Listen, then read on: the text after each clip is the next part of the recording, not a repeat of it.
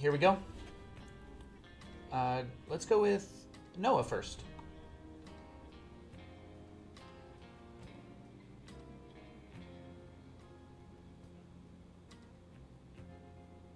Nothing. Said about to do thusly. Okay. Try just a few more seconds of that, please. Kenny? Testing. 1, 2. Check, check. 1, 2. Did he come through that time? Yep. Cool. Grant, give us a quick test. To be or not to be, that is the question. Whether 'tis nobler in the mind to suffer the slings and arrows of outrageous fortune, or to Perfect. take arms against them. Was that from memory? Yeah, Beautiful man. We love Shakespeare. it's good that you cut me off when I did, because I would have petered out. I'm here to help. Connor, give us a quick sound test. Sound test. I have the pleasure of playing Monster of the Week today while my wife gets to solo potty train our son in the background. It does Perfect. not sound like it's going very well. All right, Mark, you're up. Okay, welcome there. Welcome, Marco. Welcome, Marco Viva. Welcome, Simbelega Situ. Resundun Saladamas. Ella Vion Vione. Ella Vion Vida. Jeez, Ella we're cutting you off because you're Okay. speaking Latin? It's the Wanderer. It's Old English. I used to be able to do that from memory, but I looked it up this time. Is it normal that I'm now bleeding through my eyes because of that? No, Don't but Take this book and don't stop reading till I tell you to. All right, sounds good. where is the horse? Where is the rider? Where?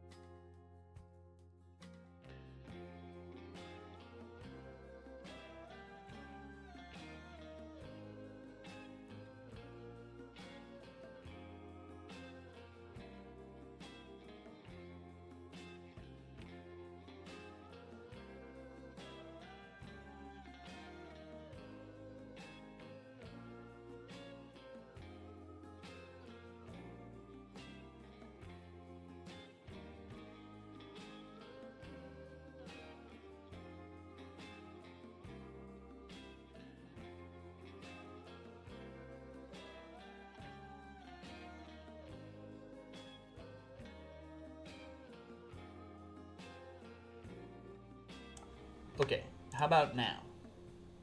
Can you hear me now? Yes. Great. Shoot. Hello and all, welcome back to another Sunday afternoon, high noon, dust and shadows. Today, we've got a good one for you. We venture into the sacred places of the Sierra Nevada foothills where ancient spirits sleep beneath stone and earth. They say that every thread tells a story of the hands that wove it and the purpose it served, the life it touched. What happens when those threads are stolen? Tonight, our hunters will discover that some spirits don't rest easy. Let's meet them first. Let's give some quick introductions. Our names, where we're calling in from, and a fun fact we don't mind sharing about us. Let's start with Mark.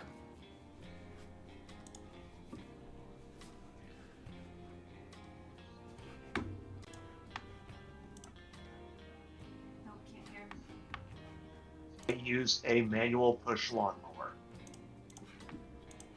By preference, you suffer under the strain of an analog lawnmower. Yes. Goodness me. What a man. All right, pass it off. Who's next? Shall we go to Connor? Yes, my name is Connor, calling in from Cleveland, Ohio. And as a fun fact, I wrangled a goat at work yesterday. A goat this week, not an old lady. I think an improvement. No, they're for some reason in the middle of downtown Cleveland. There's a man who keeps goats, and they keep getting out. Well, did you catch it first try, or did it take some doing? We have like mini throw bags for like life preservers, you know what I mean? With like the bag of rope. Sure. We ended up using the rope as like a lasso and wrapping it around its horns and dragging it back into its abandoned building of a pen. That's some rodeo stuff. I love it. We'll pass it off to Grant. Grant, give us a quick introduction. Yeah, hey there. My name is Grant. I'm calling in from San Antonio, Texas, and my little fun fact is for the next month I'm going to be in Honolulu for work. So that's fun. What are you doing there? Do you usually travel for work? Is this a first time there for you? Yeah, so basically, I'm a manager at the escape room place that I work at, and sometimes they need a little management presence in some other store, so I go help out occasionally in some other city. You'll be spending some adventure room, escape room time in another state. I love that. Are you excited to hit the surf? Oh yeah, I mean, can't say no to paradise, you know? Excellent. All right, let's pass it off to our new player, Noah. Hi, I'm Noah. I hail from Minnesota, and my go-to fun fact is that I have no sense of smell. I'm anosmic, and in the world we live in today, I have to clarify that it is not a symptom of any particular disease. I was born without a sense of smell. Oh. Um. So you didn't lose it from a COVID incident. You just have never smelled anything in your life. No. I don't know if you're missing anything. There's lots of stinky things. Yeah, me neither. And I wouldn't know if I was missing anything either. All right, Noah, you have a responsibility here. You're going to introduce us to your character. So tell us the name, the playbook, and kind of what's going on with you around town. How do people know you? My character is Darren Bell. He is the expert playbook because he has a lot of experience and research into the supernatural. And his regular job is a preacher, a reverend at the Perdition's Hollow mission. He frequently tells his story about how he was a bit of a hooligan in his younger days, but the way he tells it, his life caught up to him, and he had some hard choices to make, and he says the Lord found him and turned his life around, and he's been trying to lead others to the Lord ever since then, and serving wherever the Lord leads him, and now he's here. And now he's here. The Lord often works in mysterious ways. Let's turn to Clayton. What do we need to know about our gumshoe? Yeah, so I'd say probably the closest thing the Wild West has to a private investigator. He's sometimes on the side of the law, sometimes not so much. His main sort of tenet is the weak must be protected from the powerful.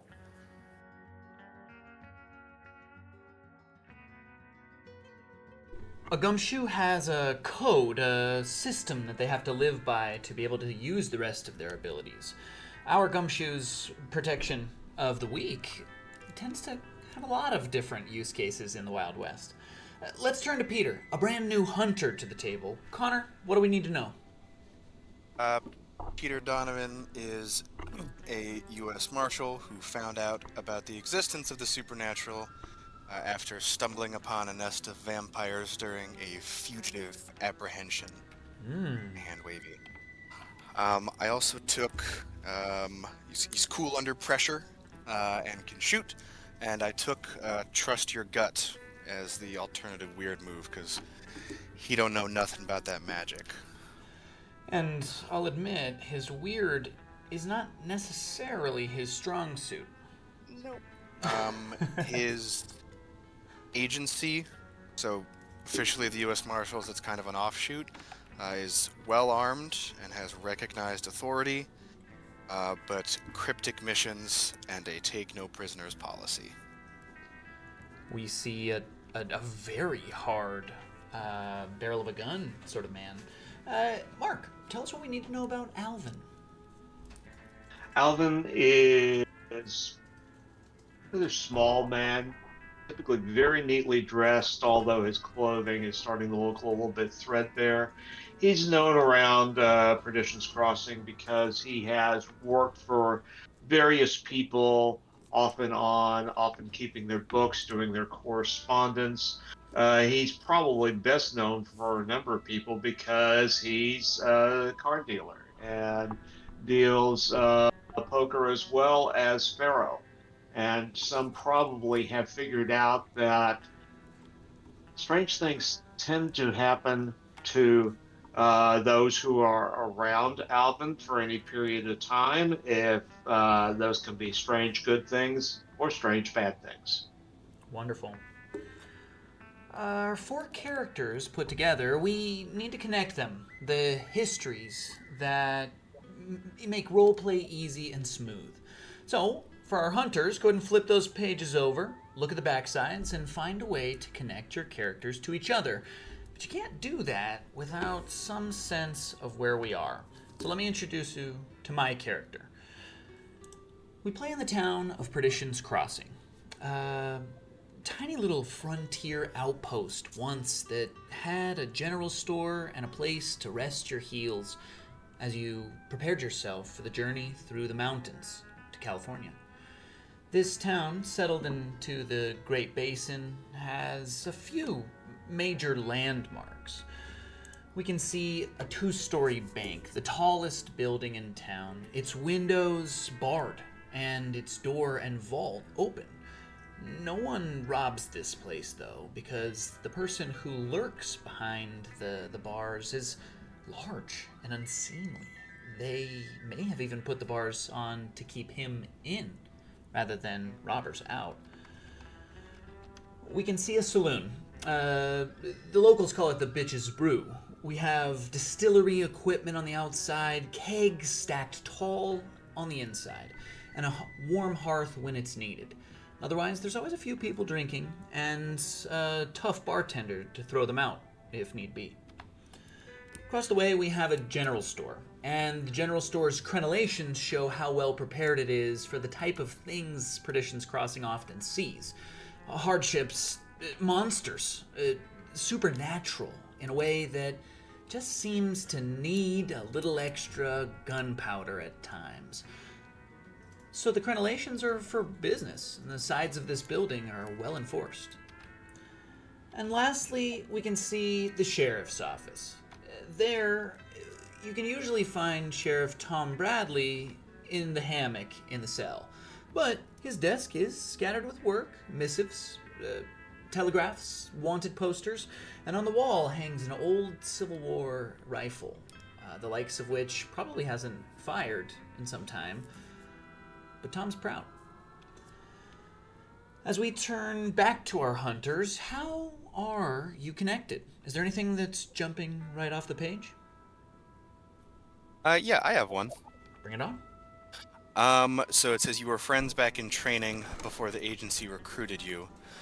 So for like myself and Clayton, it's realistic that we could have gone through the same training, and then I don't know, he can decide if he was kicked out or if he decided it wasn't for him. So we're kind of two sides of the same coin, so to speak. How do you feel, Graham? I feel like I like that. I feel like maybe we could have parted ways because I had issue with the sort of law side of things, and that kind of rubbed up, created some friction. Some friction, yeah. Both professionals and dangerous men in your own way. That makes a lot of sense. You're up, Graham. Who else can you connect your gumshoe to?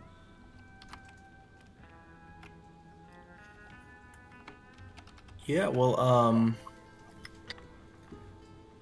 I think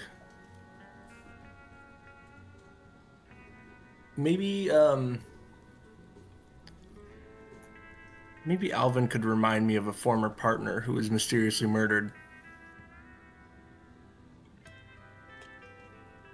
Alvin, was this a distant relation or just a random doppelganger? I think this must be a random doppelganger, because after all, his name isn't Alvin, and he's, as he says, from Wales. Perfect. So, it's a bonding that happened quick and has held on like a coal at the base of a campfire. But it all stems from him looking like your old partner. Wonderful. Mark, how is Alvin connected back in? I would say that, let's see who we've got here. Uh, First of all, uh, for Clayton. Clayton has been at the Pharaoh table recently, and for those who don't know, Pharaoh is a game that involves placing a token on cards that are laid out in sequence, betting which cards are going to be pulled from the deck by the dealer. And at the last times that they played, uh, Clayton was putting his token onto one of those cards, and he heard Alvin's voice say, "Not that one, next to it." And he looked, and Alvin was looking down. His lips weren't moving, but he placed the token where he was told to, and he won.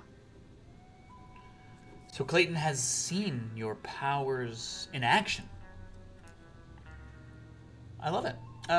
Grant, how do you feel? Is that something that you're investigating? Yeah, I'd say I'm probably keeping a little bit on the down low, like not obviously right up in his face about it, but kind of eyeing him, keeping an eye on him, kind of like Sergeant Dokes and Dexter, just kind of always on edge. Something's off about that boy. Perfect. First, We've got, Connor, how would you like to connect Peter back in? Alvin is on the agency's watch list, and I have been keeping an eye on them. All right. They are well aware, the agency is well aware that there be strange happenings wherever Alvin's concerned, so he's not on the list, so to speak, but it's a person for further consideration. Understood. Noah, how can we connect our man of the faith, Darren, back into the web of hunters? One of them that jumps out is they came to you for advice, and your advice got them out of trouble.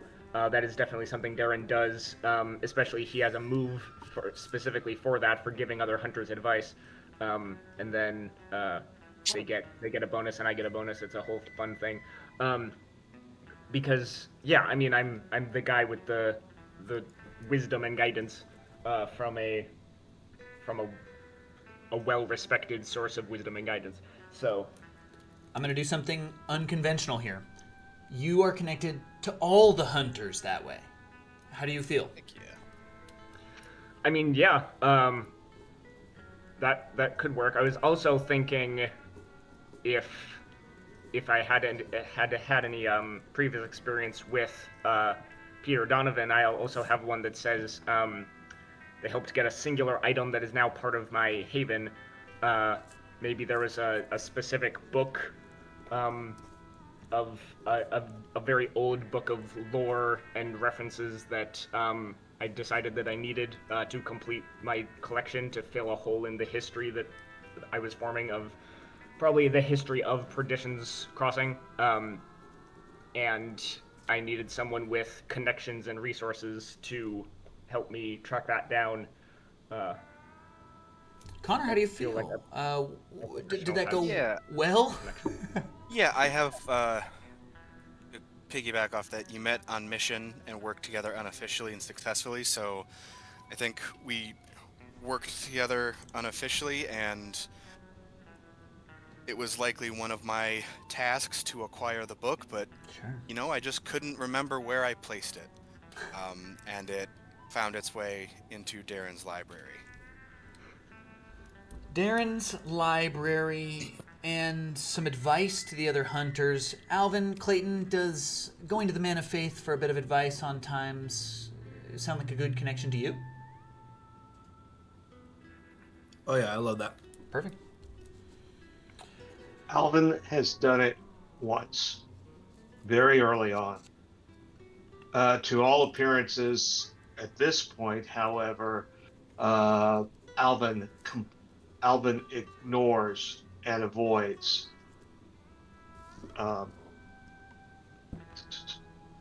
Darren, thank you. No worries. Darren, completely. What I will Pointed. say is that there's a notable lack of church in town. So perhaps the foundations are getting put up for Darren. What do you think, Noah? Are you practicing congregation in an open space, in a different building, or have you started to put up the bones of a church? I mean, if there is the mission, I'll serve and volunteer wherever will have me. And if I can get a good enough number of people who seem interested, I can start doing regular services as well. But Yeah.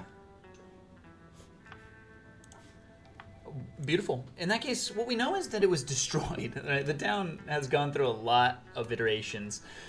The church no longer exists in this one. So, our four hunters are bound together through these bits and weaves. Is there anything else that jumps off the page that just needs to be here and told in this story?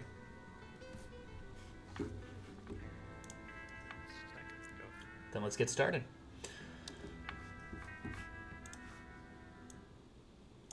We see foothills decked with the low teal of sagebrush.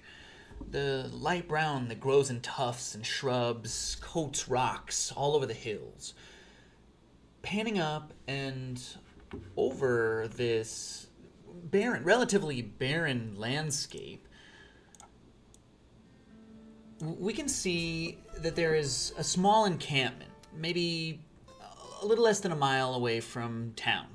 Perdition's Crossing sits on the railroad. This is not on that same path. It's up and around into the mining hills and alone.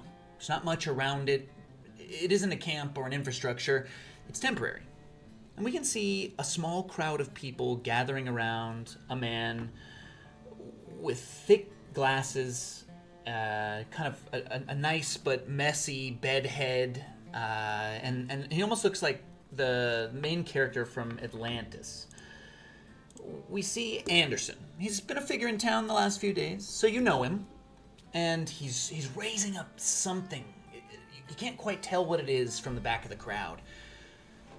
This last piece is going to put us in the history books. People will be talking about this in museums and in research papers for decades to come. I can't tell you how excited I am to tell you this is a tremendous victory. We can see a bunch of people out in the crowd, various digging folk, laborers here for coin, some of them townsfolk, and at the back is a Hispanic woman cowled and shawled. She's shaking her head, looking at the thing in his hands. She tuts, and she heads to the cart. There, she pulls up a blanket. Underneath it are a number of other pieces. They're arrayed very carefully, cushioned and placed. It's hard to say exactly what it is broken apart as this, but there's strings and bolts and long pieces of petrified wood.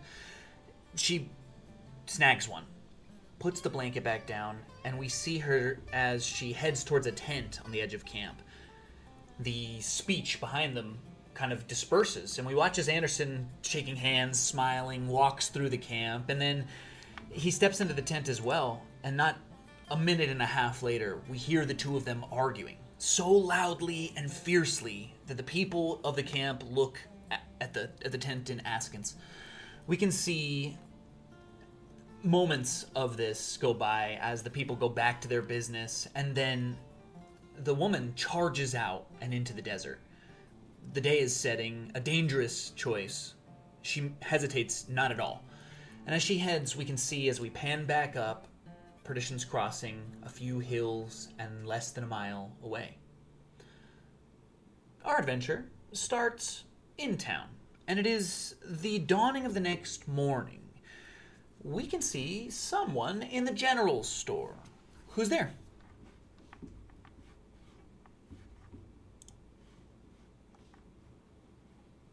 I can be in the general store. Bring it on.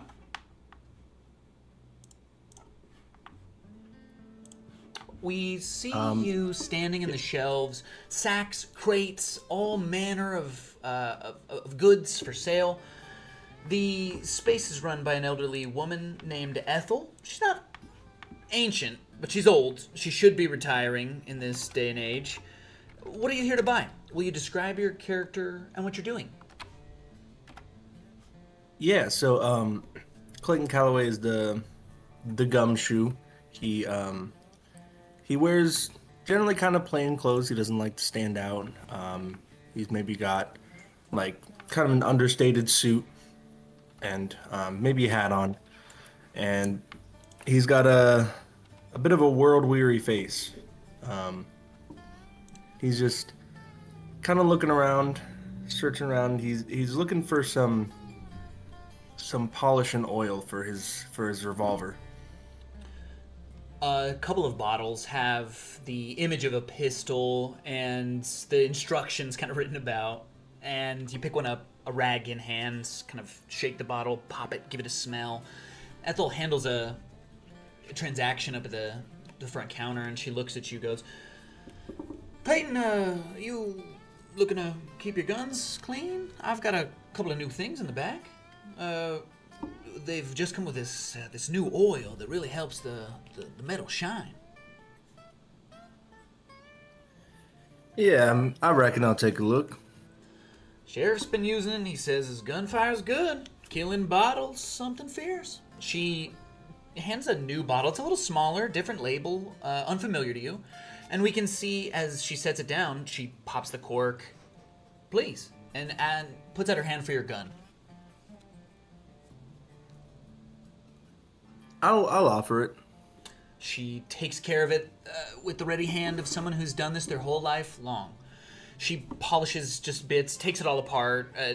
There's bullets to the side, of course, and it's a fine weapon. I appreciate it, ma'am. I gotta say you did a great job cleaning up after the whole ant debacle in here.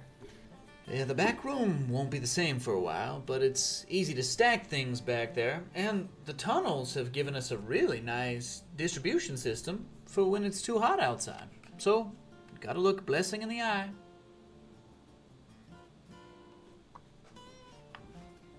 Well, I appreciate the oil, ma'am. How will that be? How much will that be? Well, if you're, it's on the house. Thank you for taking care of things. I know it's been a while since you've been back. And we see, as she goes to hand it to you, she puts it in a little, kind of like a sackcloth that will soak the oil up so it doesn't get in your bags or what have you. And as she passes it across, it unravels at the bottom and starts to fall. Clayton, you want to give a chance to catch it? Yeah, I'll try to catch it. Roll to act under pressure. First roll of the day. I did just level up last adventure and added a +1 to cool, so. +1 to cool. So for our first timers here, Monster of the Week is a system for 2d6. You're going to add one of 5 stats, your charm, cool, sharp, tough, or weird, depending on which moves you're using. And you're going to tell me the total. So, Clayton, what'd you get? I got a 6 + 1, that's 7. A mixed success. On a 7, you can do what you set out to do, but there's going to be some complications. You can either have a worse outcome, a hard choice, or a price to pay. We can drop the jar, break it, and learn something new. Or you can save the jar, but the bag's not gonna work. It's gonna get your bag and all of your things a little oily. I'll take drop the bottle and learn something new. The bottle crashes. Glass breaks on the wooden floors, and we can see the oil immediately starts to spill. She takes sand from a bag in the back and starts to spread it around over the top. I'm sorry, Mr. Gallaway. All the fabrics in the store have been being mighty weak lately. I'll tell you what. And we look up on the wall. One of the wall hangings is tattered at the bottom. You can see a sackcloth down on the left side of you at one of the bottom shelves has begun to spill some grain. All around the general store, things are unraveling. You don't happen to have another pest problem, do you, Ethel? Well, I haven't been able to catch anything pesky. Don't get me wrong, we have no shortage of ants now, but there hasn't been mice or other vermin.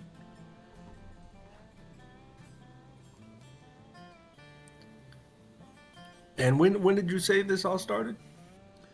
Well, I suppose it's been just a couple of days.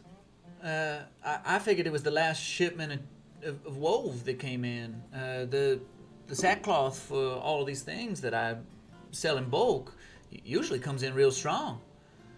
The last order has been falling apart on me.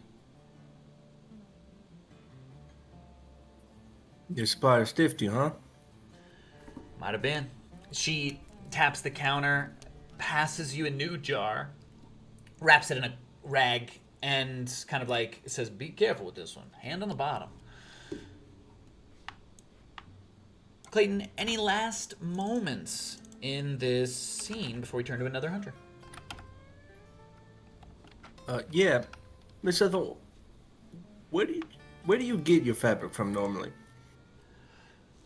Well, there's a couple of suppliers out east, but I've been recently working with a local Native American tribe. They make good textiles, and I figure it's a little more expensive, but if it lasts longer, then some of my customers might bring them back for a refill. I won't have to worry about sourcing as many bags. Town and small, I hope everybody has their own.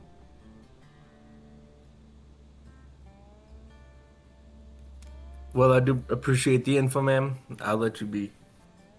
We see the two of you split, and out into the street walks Clayton. Let's turn to another hunter.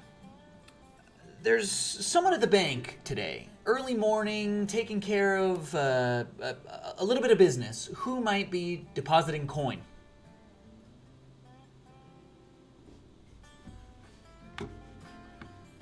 I think Alvin would be depositing coin at the bank. It could be a withdrawal as well, Alvin. When we come through the bank's iron-barred windows, what do we see our spooky doing? Well, he's only been back in town. I just got him yesterday, so first morning there, and he does have what looks like maybe it's about $10-15 in coin, and he's there waiting for a teller to call him up so that he can make a deposit into his account. He keeps an account here at the bank. Standing next to you in line is Anderson. Kind of a conspicuous young man. We see...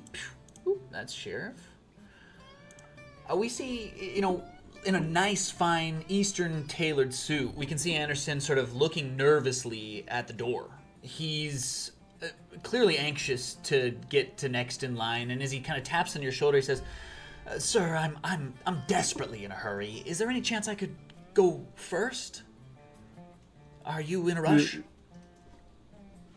I'm not in a rush, but I do think we have a queue operating here. But I suppose if you have, do you have some sort of issue that means that you need to go in front of me? Well, my caravan has already left Perdition's Crossing, so I have a few errands to run around town, and then I'm to catch up by horse. So my hope is that you'll let me get this one done a little faster. Certainly, certainly, certainly. Step ahead. We Alvin see him cut ahead of shakes you. his head. Thank you. Alvin, this man does look like he's in a hurry. Behind the desk, behind the counter, the iron bars holding the window closed, we can see a lurching figure. We never get a full sight of it, and the vault room behind the bars is dark, so it's really just a big moving shadow. But we see a hand pass a woman some gold. She pockets the bundle and leaves with it over her shoulder, maybe headed to drink some of it away. We see you watch Anderson pull a small paper package from his from the satchel on his side. He slides it across the thing and he says, "This is a payment for the loan that I owe you. I understand it's not coin, but I can promise you that this is worth more than our agreement. I'll be returning soon to gather it. Consider it just a bit of collateral. We need this, I promise. It's incomplete without it." We hear the lurching figure. Fine. Take it in his big fingers, the size of another man's forearm, pull it back, a tiny little paper package. Alvin, is there anything you want to do here? Alan's always been a little bit interested about what's going on in the bank, and certainly having this man step in front of him and then this rather odd transaction take place, which he's listening to, he's going to see if he can determine exactly what it is that they're talking about, probably by seeing if he can take a look at what this young man actually is thinking. And he does have telepathy, and that can allow him to investigate a mystery without needing to talk. A wonderful tool. Let's see how you roll. So that's going to be plus sharp. Your sharp is +1. That it will be a 9. A 9. A mixed success, and no one here to help you. So you'll get one question. What do you want to know? For the first time of an adventure, I'll read them out loud. What happened here? What sort of creature is it? What can it do, or what can hurt it? What was it going to do, or what is being concealed here? I think what is being concealed here is a pretty good question. A strong start.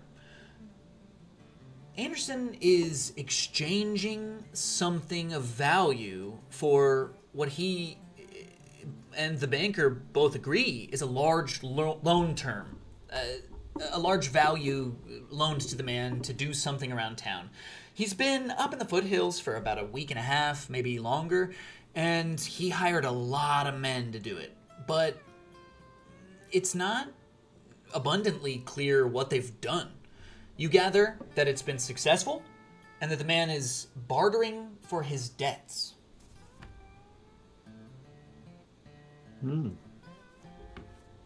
That's interesting. I'm sure Alvin thinks to himself that debts do need to be paid. We see him begin to exit. Alvin, is there anything you want to do before you go about your transaction and we go to another hunter? I think that he'll simply watch Anderson exit, and then step forward to the teller. Again, the teller's counter is again kind of peering forward as he always does to see what he can see, which is never much of anything. Just a hand and an eye come into view. Alvin, come for deposit or withdrawal? Yeah, let me deposit this. And he pushes let's say it's 12 gold across. win this in card? It was payment for something done. Bah! Honest men make bad coin. He pulls it across. You see him turn to go put it into your box. He comes back with a receipt. And as he hands it across, you see on the counter behind him that package. He hasn't taken it far, but it is here. Do you want to ask him about it? Yes. I see someone is depositing. What is that? Is that paper currency? I don't see much of that around. Present, not paper, is some old thing. I'm sure it's worth good coin. And you think you'll be able to sell it here in Perdition's Crossing? No, but if I can't, I break little man's legs. And the banker lurches back out of sight. Alvin, you've got your receipt in hand. You headed out to the street? Yes. After a moment in which his face shows that he's not sure which little man was being spoken about before. The about 5'6" Alvin quickly turns and steps rapidly out of the bank to the street. Right on. We turn to, I suppose, we've got a kind of early day to be in the saloon. Is there anybody there? Or shall I just ask, where do we find our marshal and our man of faith? Peter is wherever Father Bell would be. Okay. Yeah, because he is trying to find Alvin. The two of you together have taken a good look around town. I think that perhaps you'd followed a rumor that he was on the outskirts. He's been away for a while. You're riding back into town for the first time. Are you taking the train or are you on horses? Keeping my ear to the ground, I would rather be riding on horseback. We see the two of you coming along. Will you please start with a description of your character, Connor? Peter Donovan is a U.S. Marshal with the classic duster and cowboy hat. He has a rough, kind of gruff face, having been a lawman long enough to know which rules are okay to bend and which rules need to be followed hard and fast, which include you can let your beard go a little long and the boots go unpolished as long as the job gets done, so to speak. As long as the job gets done. Wonderful. Next to him is Darren Bell. Can you describe our expert? Yes, Darren is a fairly old gentleman, fairly, I'd say, I guess, toned muscles. He used to use his muscles a lot more than he does these days. Good-sized white beard on my image there, and then hat on top that he always wears to cover up his bald spot because he doesn't like to show off his bald head. Sure enough. And yeah, definitely wearing a cross necklace proudly and for everybody to see. We can see the two of you riding, and you ride past the bones of the new church.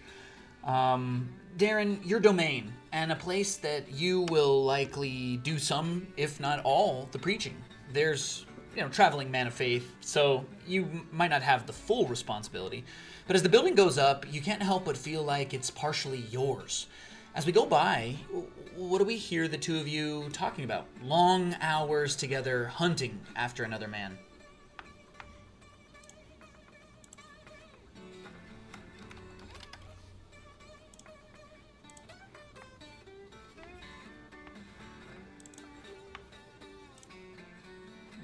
I can't hear will, you good. Oh, okay. Sorry. Yeah, no. As we kind of make our way past, I'd remark, she's almost finished now, isn't she? Yes, I, I, uh,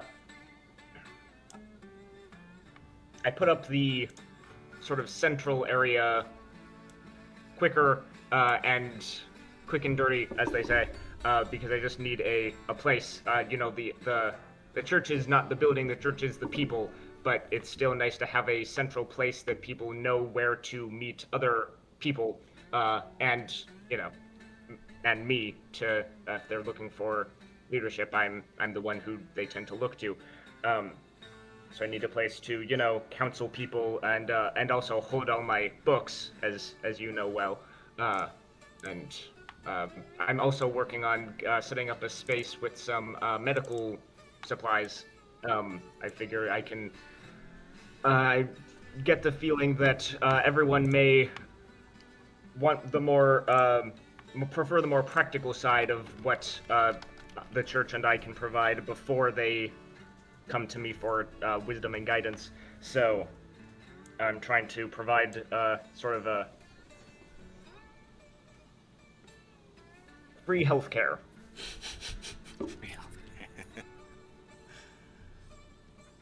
And Peter kind of looks up and down at the bones of the church and says, well, the Lord does work in mysterious ways, but not at a fast pace, I'd say. As we come around the corner, long as- on the steps of the church, we can see a woman. She's dressed in sort of thick, layered shawls. She looks like if, she goes out into the desert and needs the protection from the sun, and the layers help to keep it from getting too warm. We can see as she sits on the steps, one of the first things you put in, the foundations of the entrance, she looks up and spies your priestly attire and puts up a hand and stands up. Excuse me, sir. Darren will, pull this steed to the side and get down as gracefully as possible with his, large stature. But A man of the law and a man of faith. Good. I'm afraid I have something strange to report. I was hired recently to guide on a dig site, looking for something I did not know, but a place where we could find the bones of something for a museum in the east. I'm afraid that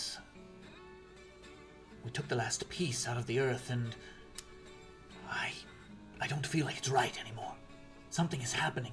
And she lifts up part of one of her shawls, the shawl on the top, and it's coming apart in her hands. We can see the threads unraveling, the weave of this old garment beginning to turn threadbare, like before your eyes. She holds it up, and it just sort of like pools outwards. We noticed the same happening to our clothes. Excellent question. We see as you start to look down, most of your sort of fabrics, yes. Anything leather seems to be holding up, but your shirts probably both, and pieces of the under saddle, the part that keeps your horses comfortable. You also probably have a blanket or something from camping for a few days. That certainly seems like it's becoming threadbare. So yeah, no. Where is this dig site? Oh, well, sir, the dig site's up in the hills, about an hour's ride. And what have you pulled out of it? What are these bones that you're talking about? Let's go ahead and roll to investigate a mystery here. So that's going to be plus sharp. You don't have to do it if you want to try to get our expert to do it instead. Yeah, I'll kind of nudge the good referee. Darren, how do you want to try to get her to answer his question? You've got a 2 to sharp, and he's got a -1. What you ask will be how we'll answer her words. So go ahead and roll plus sharp here.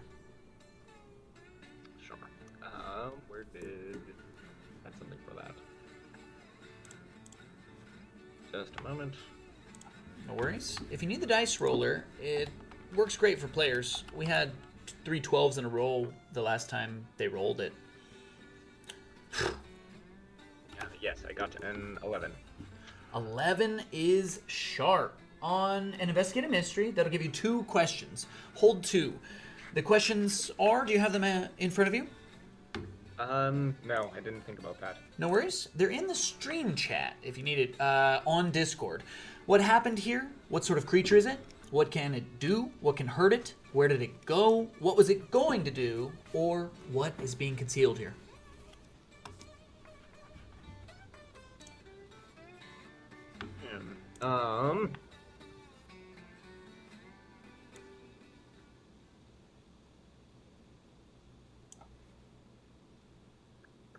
Let's try what happened here, or more specifically, what is happening here. Like, it looks like just threads coming unraveled, but like, is there any, specifically, what is happening?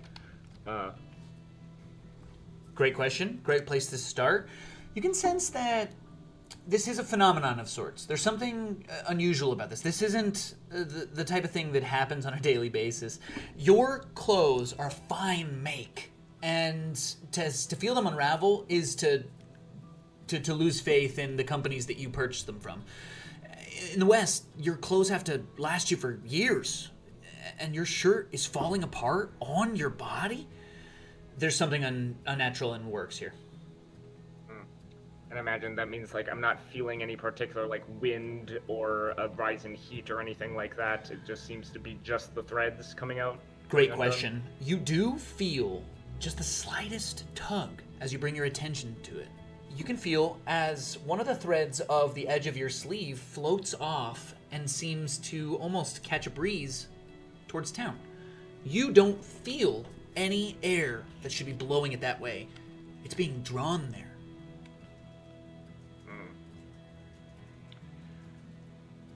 Then,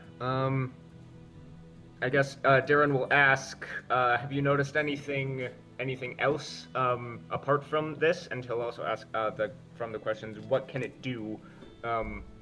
Is there any bigger other effects beyond just clothes unraveling? Is there anything else you're noticing?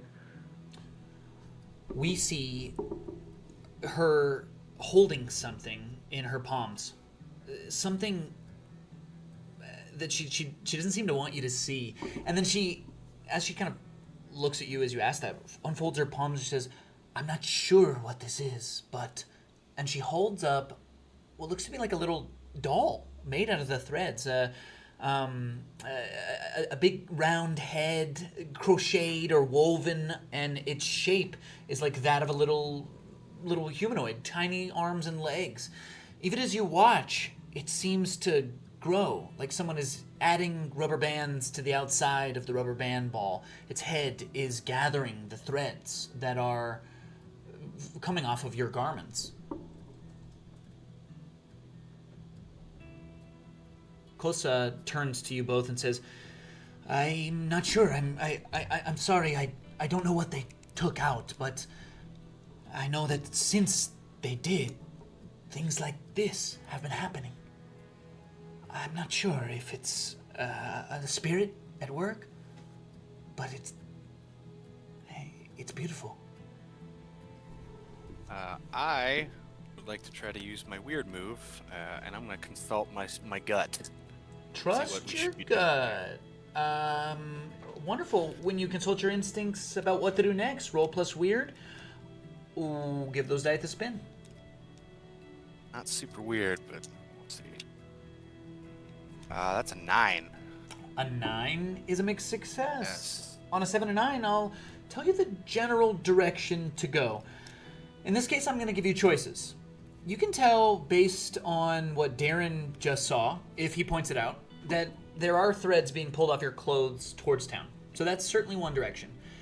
She can take you to the dig site, but if what she's saying is true, there's nothing left there. Everything that's been taken out of it is gone. Your gut says you need to figure out where it's going. So I would suggest this to Darren, if you will.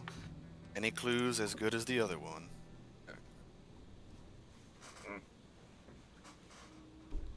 I found myself curious. While the dig site may be over and done with, any information we can get about what it was before it was a dig site, you understand, might help us as well. I believe I have some maps and some history books in my office, and he just points to a place that doesn't even have a roof yet. And he'll turn to this woman and say, "Would you kindly come with me and show me on a map where specifically where this site is?" Wonderful. I think normally we'd roll to manipulate someone here, but you're a man of the faith, and she has come to you for advice about a problem. So I think she goes without any dice. We see the three of you step into the bones of the church. Let's turn back for a moment to the main street. Coming out of the general store, Clayton, you can see as Alvin has just left the bank, and something is strange. It's almost like a fog or a mist. The vision across the way is slightly obscured, and it's not immediately clear what it is. You look across, and almost as if it's in the throes of a sandstorm, you can see Alvin, but only his shape, and the distinctive hat is what tells you it's him.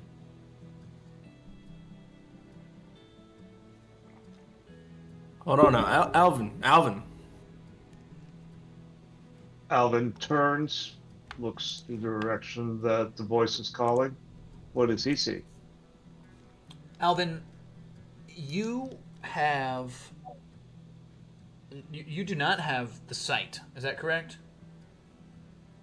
No. So in that case, as you're taking a close look at this, give me an a mystery, please. From one or both of you. Okay. Ooh, investigate a mystery 8. One question for Alvin. What about for Clayton, Grant? Do you want to roll to investigate a mystery? Yeah, I rolled a 9 plus 2, an 11. Woohoo! 2 questions for you, 1 question for Alvin. Ask them in any order. Who'd like to go first? Why don't you go ahead?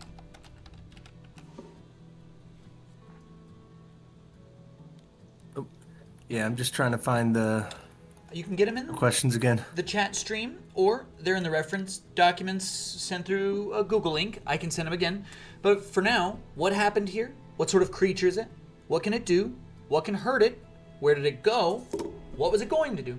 Or what is being concealed here? I guess one of my questions is what is being concealed here because of the fog? Floating through the air towards the center of a town, like it's gathering, are pieces of all of the textiles in town. We can see things beginning to unravel at a brisker pace, your own shirt beginning to fray at the bottom. Outside, a banner hangs on the outside of the tavern, floating down, advertising the new brew, whatever it may be, and it's currently unraveling, literally lifting in the wind as threads pull from its bottom towards the center.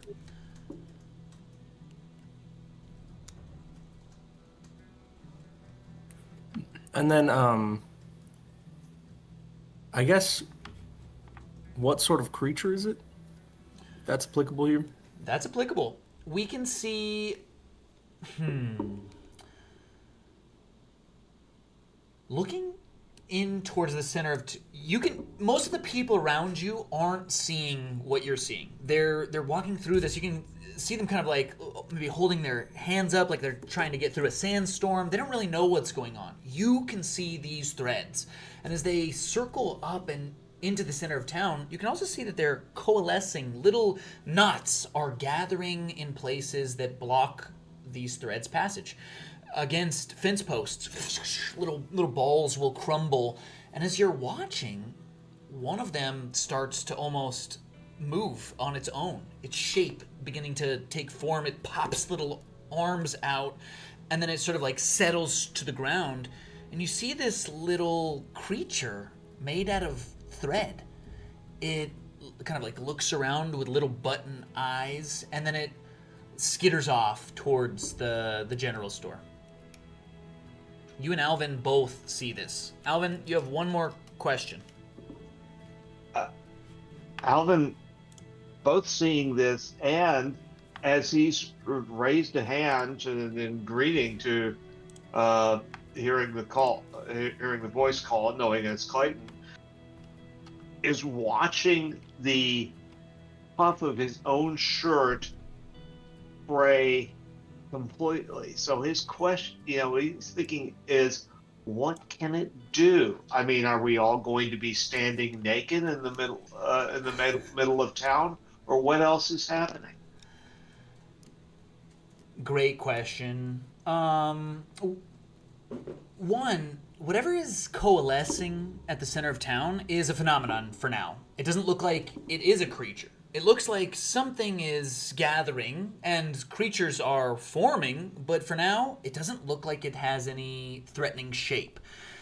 You do gather you will be at least half naked soon. Your denim seems to be going a little slower. Your leather, not at all.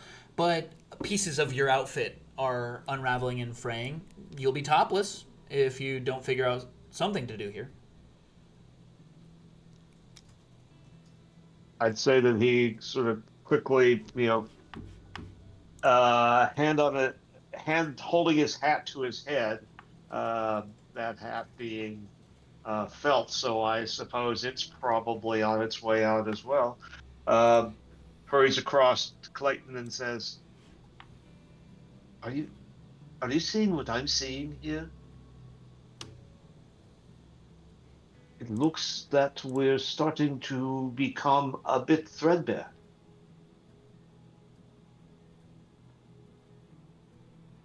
Yeah, I suppose we'd do something about this before it turns out like that one night back in Mississippi. Which, a night when... I don't think I want to know, but... Yeah, maybe better... I don't want to talk about it. You don't want to know. Let's move past that. I shouldn't have mentioned it. Oh, right. Well, let's go take a look at what's going on there. Are they creatures? You can see one of them forming in front of you. The two of you look down as this thing sort of like just a knot. These threads weaving into a little ball that then like begins to form limbs, and it sort of like button, boom, boom, and then it's got these tiny, cute little horns, like an ugly doll, and it sort of just like lifts itself up, and then it's gonna pull on one of your bolo ties. Who's wearing a dangly bit of clothing? I'd say that that Abed is wearing a bolo tie with the it's a little bit of silver and actually not a high quality garnet, but a garnet very red at the center of it. So it's definitely hanging down there. Gives you a choke. It pulls the bolo tight to your neck, and for just a moment you get this black spots begin to flash, and this creature hangs from the bolo. It swings back and forth. You're going to take one harm. Clayton, as he starts to grapple with this thing, what do you want to do? I might just try to kind of snatch it. Go ahead and roll to act under pressure.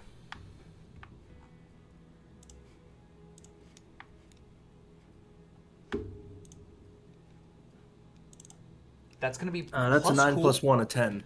+1 for your cool for a perfect success. So you do what you set out to do. Will you describe it for us?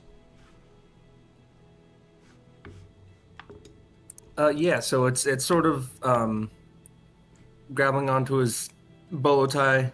I imagine it's kind of swinging around a little bit, and I track it with my eyes and then just lunge my hand out and just snatch it and hold it up in front of my face for a closer look. It's not speaking in a traditional sort of, esophagus or vocal cord thrumming sort of way, but there is a sound coming from it. It's almost like it grumbles, like the friction of a million strings rustles up out of the space that looks like a mouth. The creature in your hand is solid, but it squishes like somebody has crocheted a little buddy. It is no buddy to you. You can see Alvin sort of pulling his bolo tie, and you look around town and realize these things are starting to form and cause mischief everywhere. One woman, the bottom of her dress unraveling, she's running through the streets, as one of them like pulls the strings, dragging along like it's water skiing. Whoosh, makes a little jump. You can hear it cackle. Mischief is afoot. What do we see from our Spooky and our Gumshoe? As Clayton is holding the thing up, Alvin will try to tune into it and see if he can figure out what's happening with it. It's the first thing he's going to do. A tune in. Let's give it a roll. Ooh, For our Spooky, the tune in is you can attune to your mind to a monster or minion. Roll plus weird. Okay. 7 plus 3, that is 10. 10 is a perfect success. Hold 3. Will you read your questions for us? Questions are, where is the creature right now? What is it planning to do right now? Who is it going to attack next? Who does it regard as the biggest threat? How can I attract its attention? Which 3 would you like? First thing that he certainly would ask is, what is it planning to do right now? Assuming you're looking at these little goblins, you can see that their plan is to unravel the textiles in town. Already they're headed for dresses, sacks, shirts, saddles, and you can also see that as they're getting bigger, they're starting to pull different things apart as well. One of them hops up and starts to pull on the straps of a saddle of a man trying to escape out of the town. And as it does, he pulls a thin thread and it floats up off of its shoulder. These goblins are making threads out of things that shouldn't be made threads. Then he would want to know, who does it, this goblin and those of its kind, regard as the biggest threat? Right now, do either of you have your weapons out? I mean, Grant is probably the biggest threat because he's got one in his hand right now.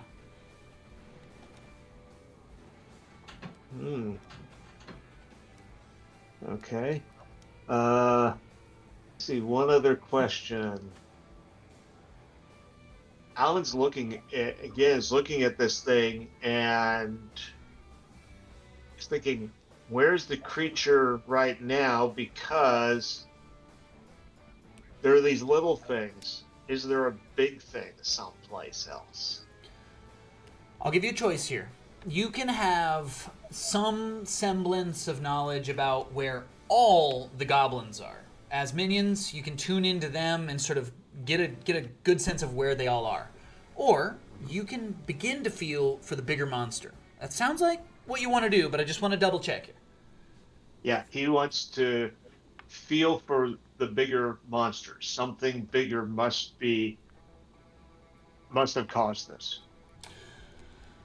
A storm is forming in the center of town. A swirling dust devil begins, and we can see as these goblins go about kind of causing mischief, setting themselves up, and beginning to unravel things that don't belong, the center of town, a whirlwind is forming.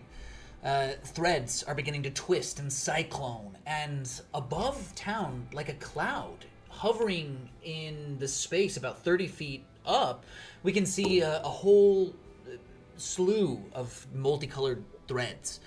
These physical pieces of the known world turning into something up there. It hasn't taken shape yet, but it is your bigger picture that you're looking for. And he looks up at it, and he sort of backhand hits Clayton on the shoulder, points up, says, "Look, look."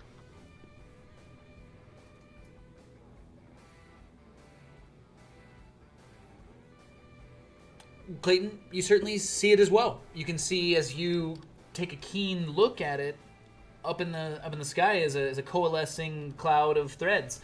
Is there anything you want to do? The first time in each mystery you observe a monster, minion, or phenomenon, you may ask one question from the Investigate a Mystery list. You want to start there? Yeah, that sounds like a good idea. Let me take a look. There are also a few Investigate a Mystery list questions for investigating phenomena. So I'm going to put those into the chat as well. But for now, how is this phenomenon doing this? What could fix it, cure it, or slow it down? How far does the effect reach? Or how will it be affected next?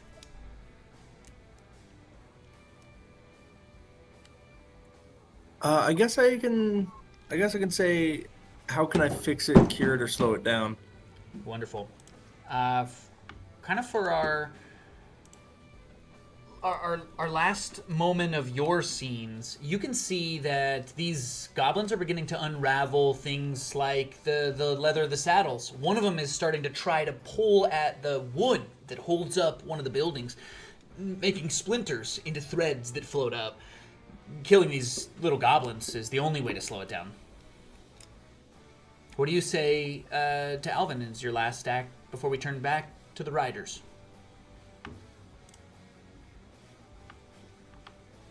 I'm gonna say, I think we just need to take these guys down. Unravel them if you have to. Alvin will look at him, and then he's going to try to grab the goblin out of Clayton's hand and basically spike it down onto the ground so he can step on it. Go ahead and roll to kick some ass. Big whammy? Absolutely. But you got to read it for us. Okay, big whammy. You can use your powers to kick some ass. Roll plus weird instead of plus tough. The attack has 2 harm, close, obvious, ignore armor. On a Wonderful. miss, you'll get a magical backlash. Give those bones a spin. That's actually a 14. Whew, the spice is right. Big whammy, 2 harm, close, obvious, ignore armor, loud. You smash this goblin to threads, and then they start to float up towards the cyclone in the center of town. You look around, and there are at least a dozen more causing mischief around you. We see the two of you sprint off to start kicking butt. We turn to the dig site. Up into the hills you've ridden. The scenery is low and dense with shrub. Stones jut from the earth in various places, and we can see that there is one man standing out here. As Kosa leads you in, we can see him kind of raise a hand in greeting.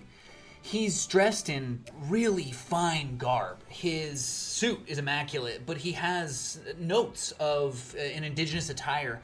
And Kosa greets him like an old friend. She says, "Tell you, it's great to see you. Thank you for coming to my bird. I have brought a few people who might be able to help."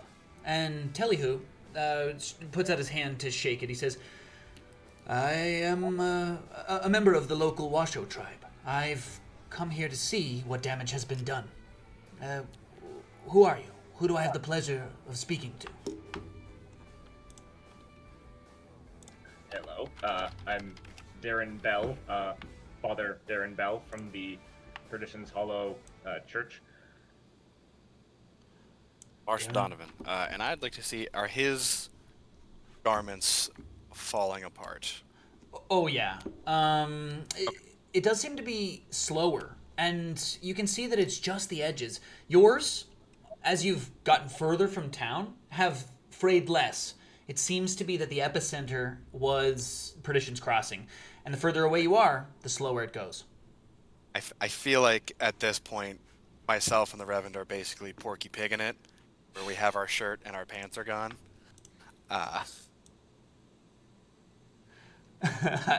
I give that to Peter. Darren, do you wish to have no pants? I mean, I wouldn't prefer that. I'd prefer if there were some change of clothes in my medical supplies or my medical area from my office area. I probably would have grabbed those just in case and stuck them inside my leather satchel along with some books. And if they become necessary, he'll pull those out and hope that the residual protection from my chapel will hold them together. Hold them together some, yeah. And let's see if God can keep you decent. Peter, you got a Porky Pig look going, and your gangly white legs show very brightly. Now, so I'd noticed that I would ask him, you came to check the damage, you must know what this is. I'm not sure, but the hills here have long been the burial place for my ancestors. People who've traveled around the Great Basin searching for sustenance for hundreds of years. I don't know how old this site is, but if it has been dug up at all, it's a desecration. I worry that it has awakened something that we will not be able to put back to sleep.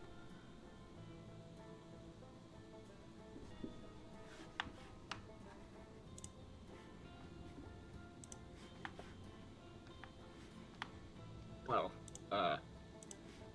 I brought some information that may be useful, and he'll pull out just whatever books he could find from his office about the area. Cross-referencing with like whatever wherever it is on the map, and I have a move because I'm using the resources of my haven. Basically, it's just I get a bonus to investigate a mystery to figure out more of what's going on. The lore library. When you hit the books, take +1 forward. Wonderful. Go ahead and roll plus sharp.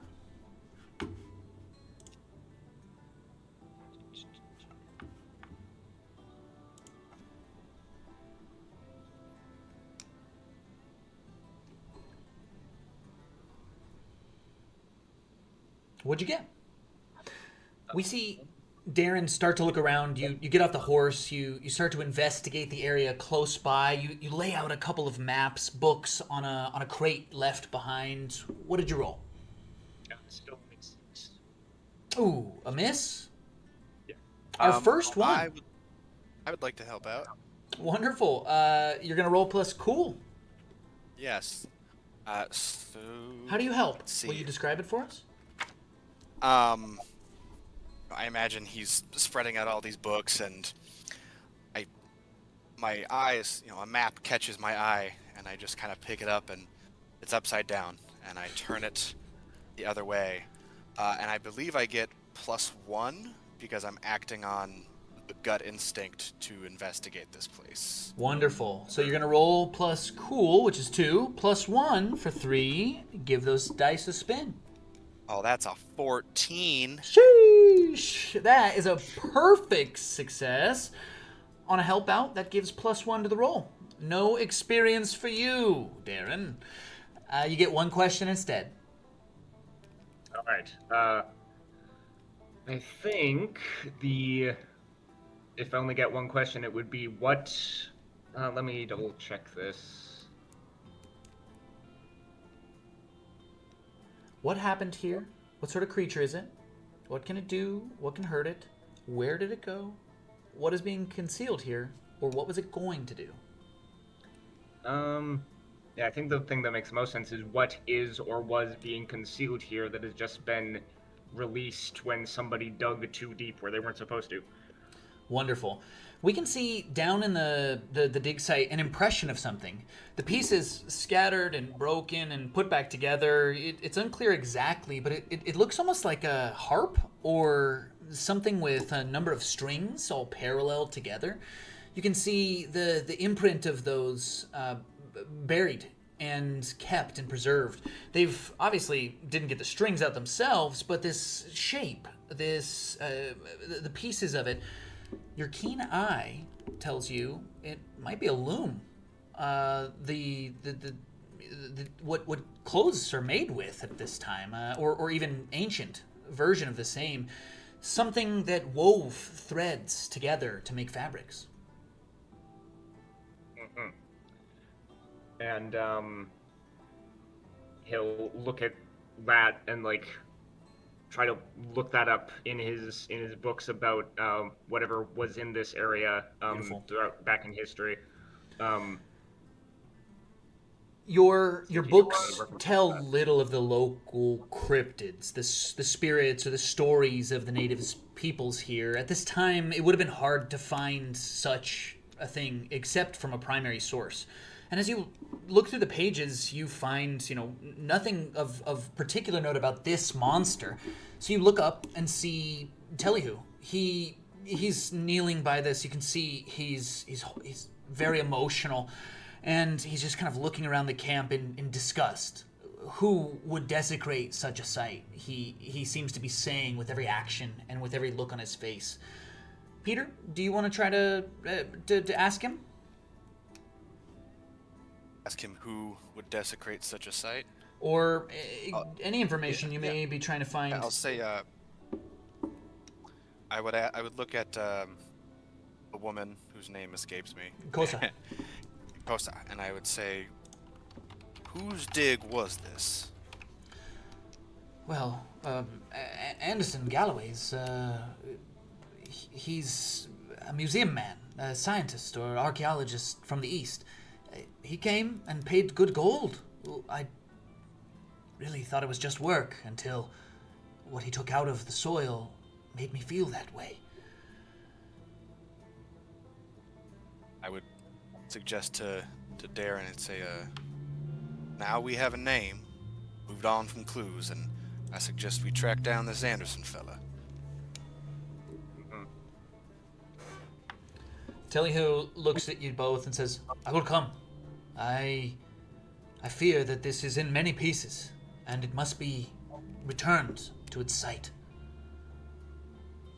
I'd look at Telihu and I'd say, and if it can't be returned and it should come to it, could we destroy it? He looks like the thought of such a thing is tragic to him. He says, I will not help you do this, but I may be able to slow it down. Whatever is happening, whatever consequences this man has unearthed, I may be able to give you some time to figure out another solution.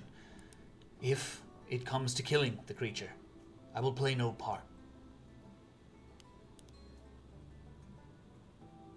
And you shall not stop us as will. And I would suggest that we head towards town.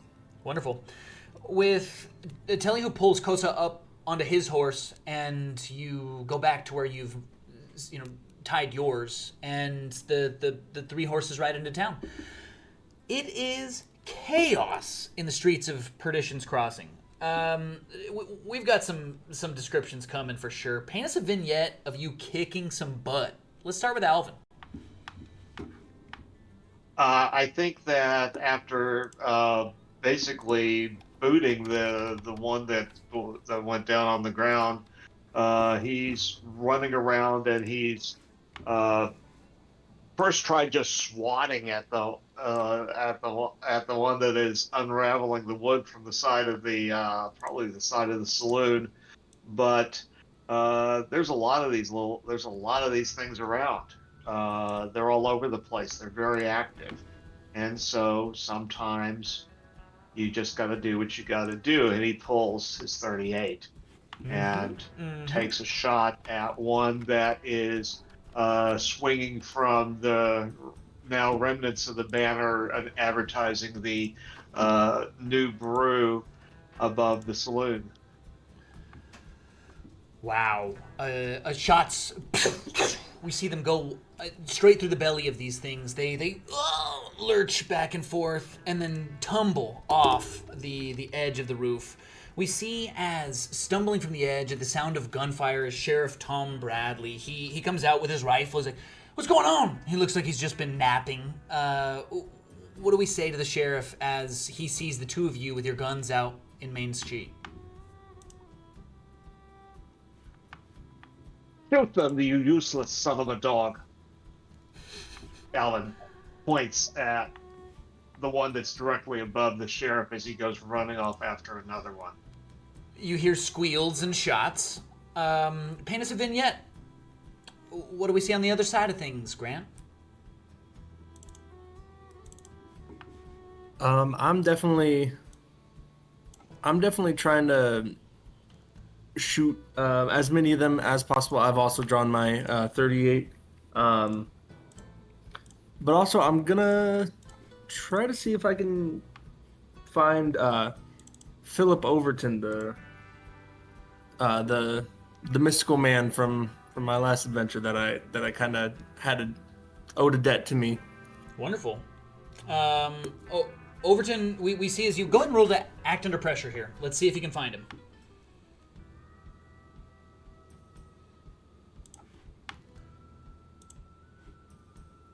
That's a 10 plus 1, an 11. Ooh, an 11 will do.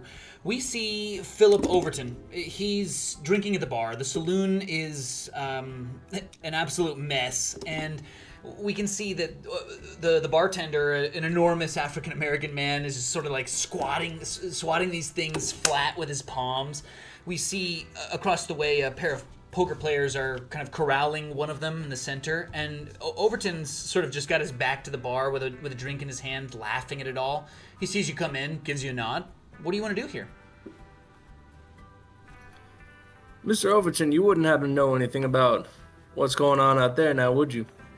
I figured last time we had a thing of this scale, you had played a part in it, so figured I should ask you.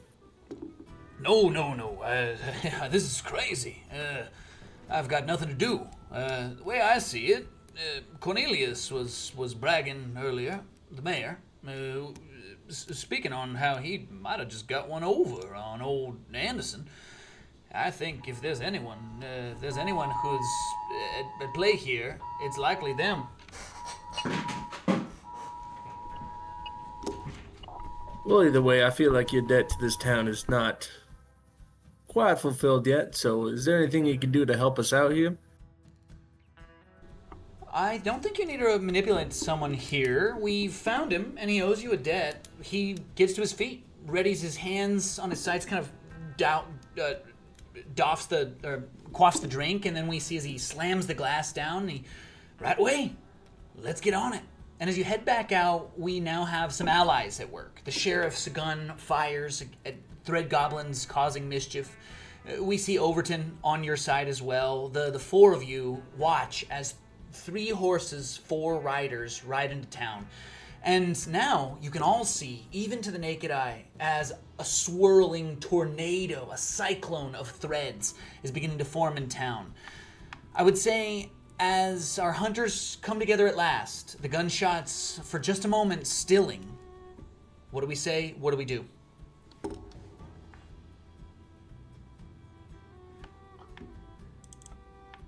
I think Darren and Peter and Darren would explain the loom very quickly.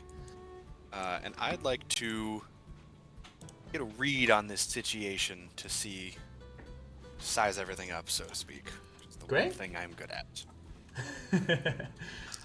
Give it a roll. It's a bad situation for sure. Plus sharp. I have tactical genius, so I'm gonna roll cool. Plus cool instead. Awesome. So thank God I have a +3 to cool, because that is a 7. A 7 is a mixed success. Yes. You get 1 question. What would you like to know? I would say, what's my best way in? Referring to the tornado itself. Headed presumably straight like for the center. yeah, like a like the pot of gold at the end of the rainbow, there's got to be something at the bottom of it. We see your horse balks as it begins to get closer to this thing, and it's a well-trained animal, so it doesn't throw you, but it certainly doesn't want to ride forward. If you can convince this beast to ride in, that's the fastest and best way to get into the center of things. But if you want to be more cautious and not lose your animal, you may have to do it on foot. You see, up on the way, the cyclone is twisting close to the general store. You could jump off the roof if you're trying to get into it, or get up on the roof to get a better vantage point. Am I on the roof? Am I jumping off the roof? You're currently riding into town, so you'd have to clamber up. Okay, yeah, I would like to clamber up on the roof to take a peek over yonder. Wonderful. We see as Peter starts to get a better point. Who's next? I'd say that Alvin has moved in towards the center as he's swatting these things around, just trying to get a better look at what's happening. So he's nearby the general store when Peter comes in and starts to clamber up onto the roof. You spot I don't him. think he's seen. I don't think that he's seen Peter before. Does Peter have anything that identifies him as a U.S. Marshal? He's got a badge. Is it going to be prominent in this? Oh yeah. Oh yeah, it's on the left side of the chest where it would normally be. Okay. Even with Porky Pig in it. Okay. No. He's still got his, there's still got his straps. star There's on. something. There's Say I there's found something pants holding off it screen. Yeah, He's this, just got this scene. the He's got some badge pants on. covering. The badge like a fig leaf. Alright. It's only the badge left covering the sensitive areas there. Badge and a Okay, whole belt of he will- grenades. Yes. Okay, so Alvin is going to spot it, and he's going to, I think, visibly react to seeing the badge. But after he freezes for a moment, but then he's going to use Jinx. And to read that, you can encourage coincidences to occur the way you want. When you jinx a target, roll plus weird. And Give those dice a spin. Yeah, Fun. that is going to be a 10. A 10. A jinx. A successful jinx on our mostly nude lawman. You get 2 hold. What do you want to give him? You can keep them for the duration of this Yeah. scene. You can use 1 now. He is going to use 1 now to help him get up on the roof. No roll needed. We give them a +1 forward, and I think you managed to get up unseen. In fact, none of the thread goblins or any of the other townsfolk spot you. Alvin's jinx lets you go up and scramble for free. We see as you come to the edge and look out, now at eye level, there is something forming in there. In the way that the other players have seen the thread goblins forming, this is coalescing as well, and the spinning cyclone of threads is obscuring that fact from the ground. You can see a shape beginning to form, a ball, much like a head or soon to be an embryo. Something inside seems to move and shift. It's not good. Let's turn. How much closer? Go. How much closer can I get? From here, running across a rooftop or two, you could get a little closer, but it's in the middle of the main street. I'll think about that. Cool. Let's turn to our man of faith. There's a few goblins still lingering around Darren. What do you want to do about them? Or is there something else you'd like to do? I think once Darren sees the tornado thing, he, if anything was going to spark his memory, it would be that, because he has a long and storied past of dealing with weird stuff and even some darker stuff. Definitely. As a move for remembering things. Right on. Dark Past. Will you read the move for us? If you trawl through your memories for something relevant to the case at hand, roll plus weird. On a 10 plus, ask 2 questions. On a 7 to 9, ask 1. On a miss, it will mean I am personally complicit in creating the situation. Uh-oh. Sweet. Give that weird a roll.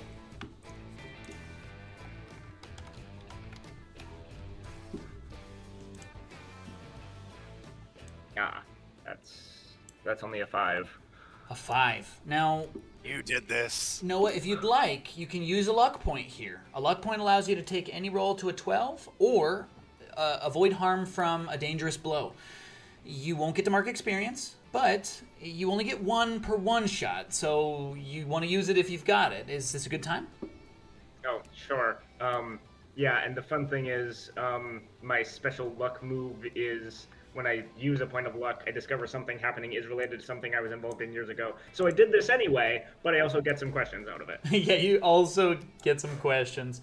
Wonderful. Your questions. When I dealt with this creature before, what did I learn? What black magic do I know that could help here? Do I know anyone who might be behind this? Or who do I know who can help us right now?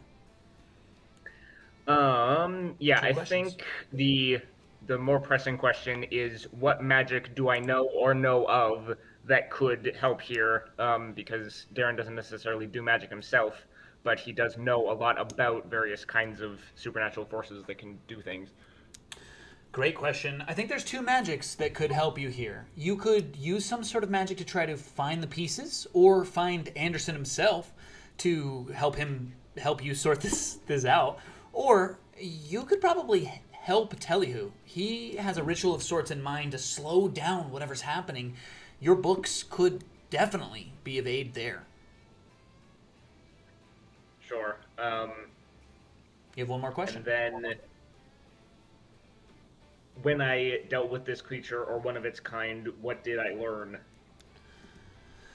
You can tell with that question, this is a vengeful spirit of sorts. A poltergeist, a haunting. It's not necessarily connected to any lore or history so much as it is to a desecrated grave site. You've dealt with something in the spectral realm before. This creature has to be appeased or destroyed. There is no middle ground. It will grow, it will consume, and it will destroy this whole town if left unchecked. You feel confident that you can do that in a variety of ways. How do you guys want to go about it? Yeah, okay. Darren will realize. I mean, if this is what he thinks it is, it goes back to like his basically his first case, his first foray into the supernatural, way back when. He, long story short, what an invisible spirit like this killed someone, but because it was invisible, Darren took the blame and he almost got hung for it. So,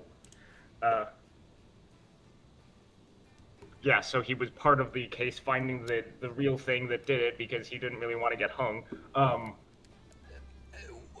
expert. We see a well intertwined history here. Darren, what do you say to your fellow hunters as you learn, quote unquote, learn this? Okay, this thing is not gonna stop. There's no talking to it. Telihu, whatever you can do to slow it down. We're gonna need some time. We need to find that Anderson character. But yeah, I'll help you. And he pulls out a book that like is a well-worn little journal that he's referred to many times over the years, out of concern of this exact thing happening again. And he'll join forces with Telu basically, and like compare notes, and work on whatever Telu is doing. Wonderful. We turn for this moment before we get to Clayton to the clue table. We can see there our key NPCs and the first of our wanted posters for the Thread Goblins.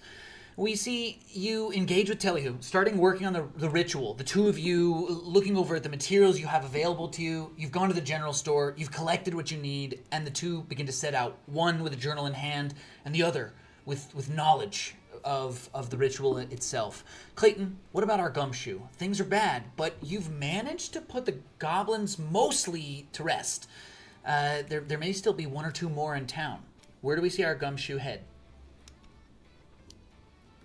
Yeah, so I'm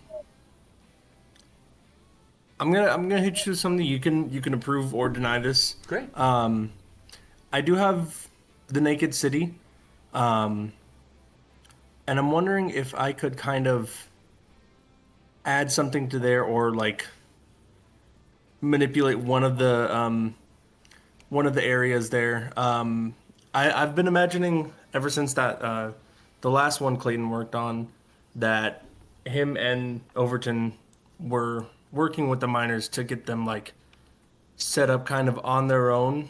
Sure. So I wonder if I could call on a favor from the miners to sort of like help and defend while they try to work it out. I love that move. I think that's going to be a manipulate someone here. We'll see a short vignette of you pulling a few ragged laborers, miners, strong men, strong women out from their day jobs to come and help out the town. Give it a roll, plus charm.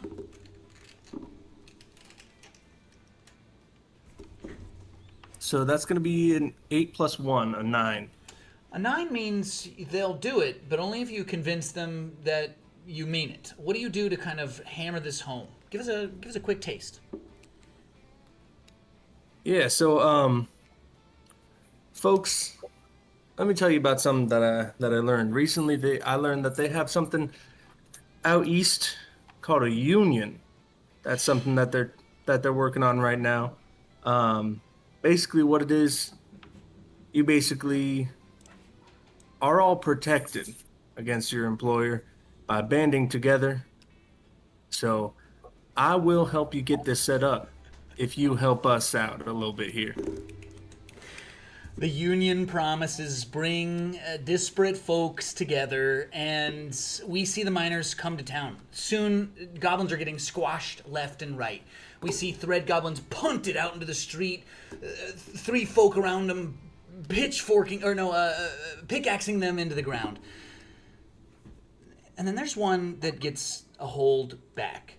One of these miners in town screams something unearthly, a wail that shows a pain that is unlike any they've felt in the mines or experienced through hard, terrible lives.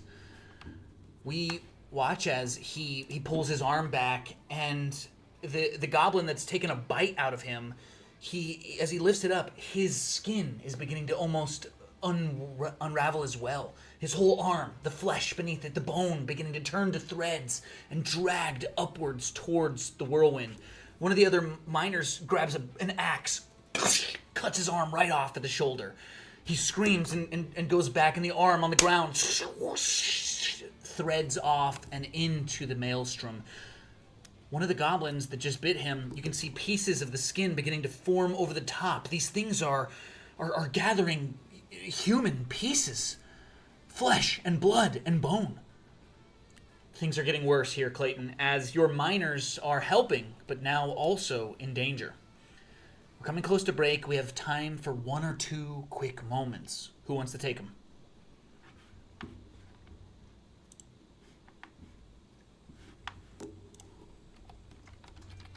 What can I do to help Talihu with whatever ritual he wants to do Beautiful. to slow this thing down? It's going to be a use magic or a help out. For our expert, that's going to be the same, +1 for both. So you can kind of roll it either way you'd like. I think I'll help out to support Talihu because Darren does not practice the dark arts himself, or anything that he might refer to as the dark arts. Wonderful. Everything he does is right. Go ahead and roll plus cool. Sure. 1 second. Come on.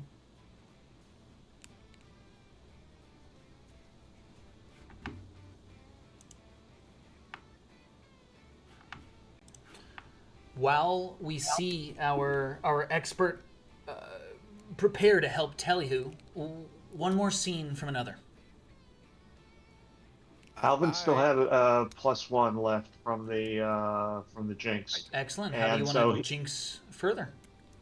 I think that uh, he has seen the goblin take the bite out of the arm, and then it follows on from that. So he's going to interfere with what that minion is trying to do, Nice. uh, or I'd say one.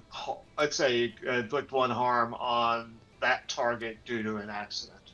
Awesome. What did you roll there, Noah? That's a 10. A 10 is a perfect success. You help out with no issue and no danger or anything. We see as you start to put down the bones of a spell. Tellyhu looks over at your book. He says, "Oh, that is good." And he weaves a piece of that into the song he sings. And soon we see as the wind begins to still and stop, as if an enormous barrier, crystal clear and simple. It floats around this thing, stopping the threads from gathering. All around you, small threads begin to fall, but Tellyhu looks up at the lot and shouts over the town, "I can't hold him for long!" Alvin, describe how you jinx that goblin. I'd say that one of the is that goblin with the flesh forming about it sort of happily skitters away and up onto the porch of the nearby building. The support of that porch having been weakened by one of its fellows, pulling off bits of its material to form uh, the whirlwind, the porch roof collapses down on top of it.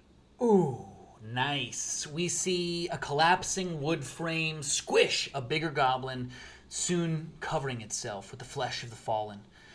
We see these creatures all about, now just a few left, and up in the sky, an embryo of threads forming, contained, for now, within a barrier of magic.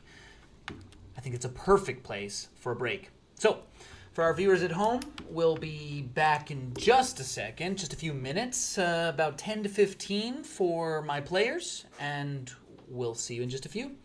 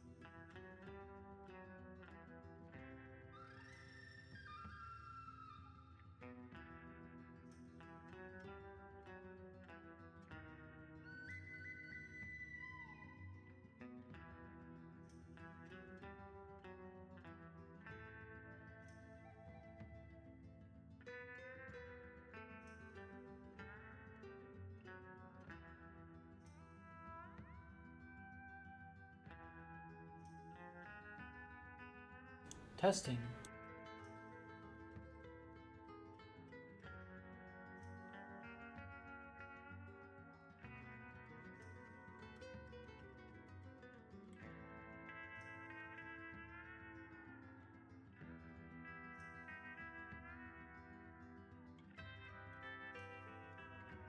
Testing.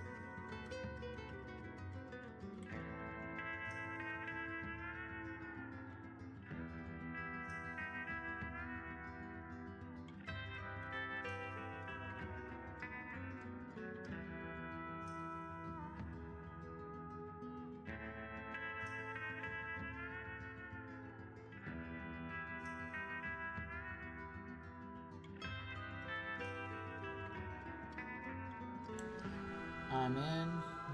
Music's down. Hello, and welcome back. We've got about an hour left, an hour and some change, and the third of an adventure before us. The winds are swirling, the threads and tendrils of a creature trapped in a magical barrier, held true by Telihu and our man of faith, Darren. We see a book open in Darren's hands, the symbols of a local mythology writ clear on its pages, and Telihu weaving with song, a natural wind that curbs and curtails this creature, stopping it from growth. We see it contained within a ball of wind as it whips through your hairs. Peter, you don't have much cloth left to flap, but you are across town. What do we see our professional doing?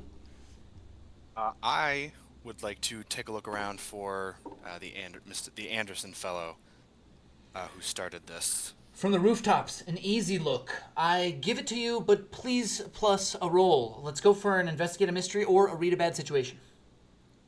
Ooh, let's do the situation. I think that's a good call. That's what I'm better at. That's a 9. So... would anyone like to try to help out here? A help out could bring this up to 10 for 3 questions instead of 1.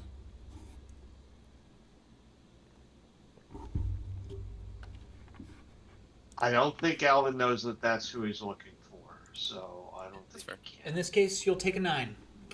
What would you like to know? Best way in or out? Dangers we haven't noticed. Biggest threat. Most vulnerable to me. That's probably the one I would ask if you're asking about Anderson. And the best way to protect the victims is another way to get that answer. I was going to say, what's the best way to protect the victims? Because I wouldn't really have much of an understanding of the supernatural, but I would assume that Anderson would know how to finish this. I think you're quite right. So you see him from above, a bird's eye view, looking down into the town, across the way, and in an alley. You spot Anderson trying to leave. He's headed for the stables. His lithe form and lanky body makes it pretty hard to sneak, and you can see him moving from space to space, readying himself for departure. He has a bag, and the mayor has just shooed him out of the back of his house. You can see him across the way, sort of like saying, like, "Good luck," and then he slams the door. You surmise as a player that Anderson may have very well just given the mayor something on his way out as well. How far, roughly, is Anderson from me? Anderson could be 3 rooftops running if you'd like to intercept him. There are some big gaps between, but you certainly can make it. I would like to try to wing him. With your gun in hand, weapon pulled from the Shoot him in holster, the leg, yeah. roll to kick some ass. Because I have a shotgun, presumably I'd have slugs, and those are they're a lot more accurate than people would think. If you'd like to roll to act under pressure to wing him with no damage, you may, if you'd prefer the cool.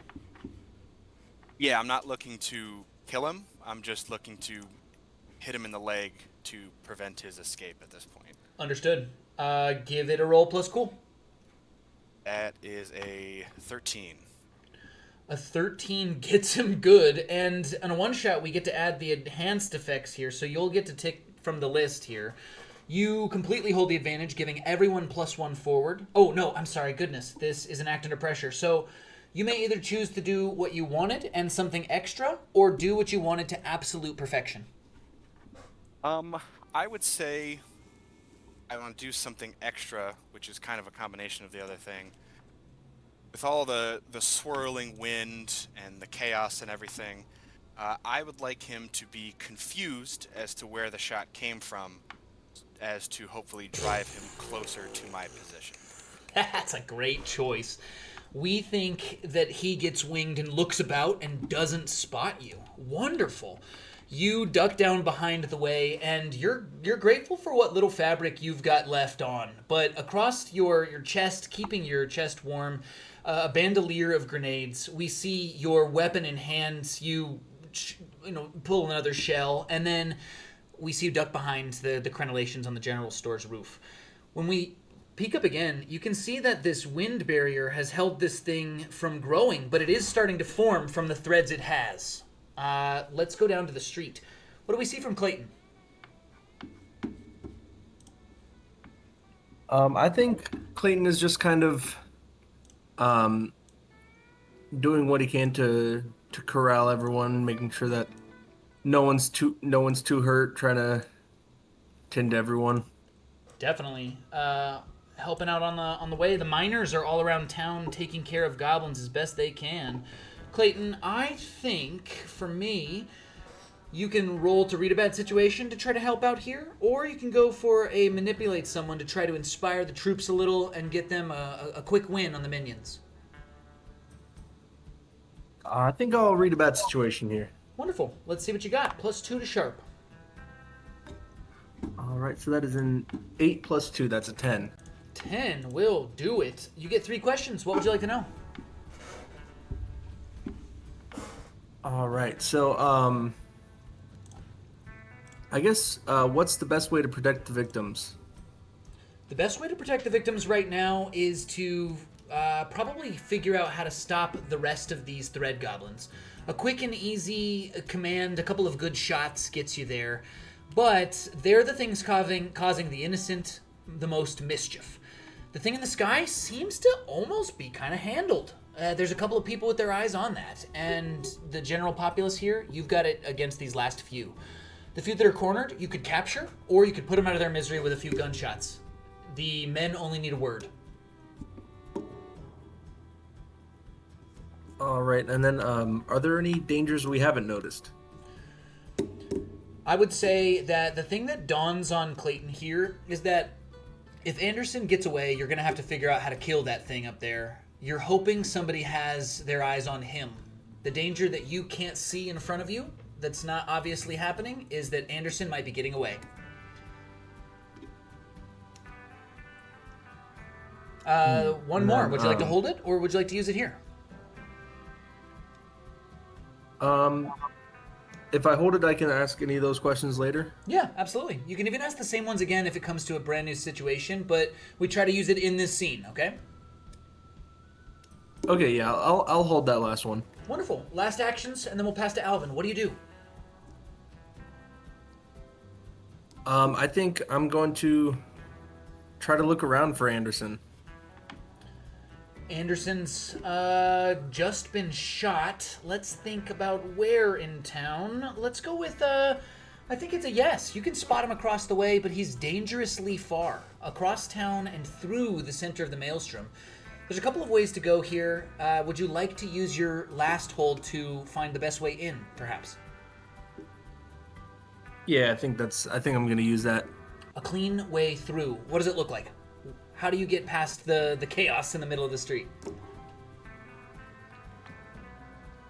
I think, honestly, I'm going to be just kind of ducking through, like, in between buildings, kind of in and out windows, honestly, even to try to diving through. get a...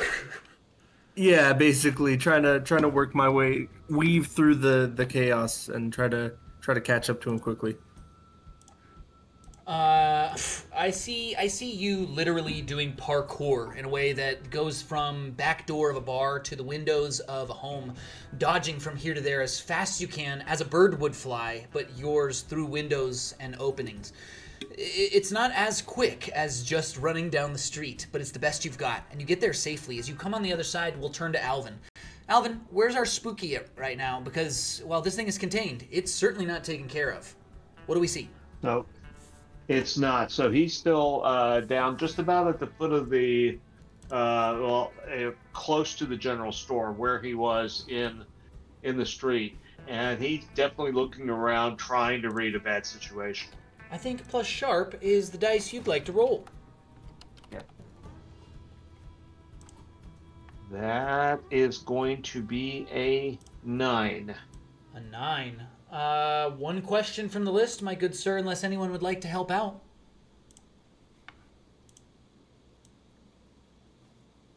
Then his question is, what's the biggest threat? The biggest threat here. The biggest threat here. Forming in the center of that barrier, limbs beginning to poke from the outskirts, is some sort of humanoid figure. Its hands reach out with just a few bends too many, or maybe no bends at all. It's beginning to sort of uncurl, like there's an indigenous woman from South America who is frozen in the huddle of cold, holding the body heat into the center, a mummy of sorts. This figure is wrapped around itself, limbs so long they almost wrap twice. It's made out of threads, and it's beginning to form. But it seems to be held right now, and options present themselves on how to take care of it. Okay, he looks around. He sees Clayton moving off. I don't think he's spotted Anderson yet, so he doesn't. He just knows that Clayton is headed the direction he's headed. I think that behind him somewhere is where Telugu and names. Darren and Telugu, yeah. Darren they're doing their thing back there. A ritual casting, book open. Peter's wind. still up on. Yeah. You've Peter's got eyes still on up the Peter, roof. I think. Yeah, you've probably got eyes on Peter up there. He's going to go ahead, then just shaking his head momentarily, like he's fighting with the decision that he's making. He's going to scramble to get up onto the roof where Peter is. An easy way, now that it's been done once, we see as you clamber over towards the side, and Peter, we probably see you go to help out. Well, as you proffer a hand, what do you say? Say, I would kind of remember him from the missive that I have from the marshals. So it would be a moment of, I think Alvin said he had telepathy, so a moment of, we'll have time for our business later type deal. So it's a silent understanding. Hand grasp, the two you pull up, and you see something knowing in his eyes, Alvin. But as you take the rooftop, Alvin, he's had the bird's eye view. He may know more than you. What do you ask?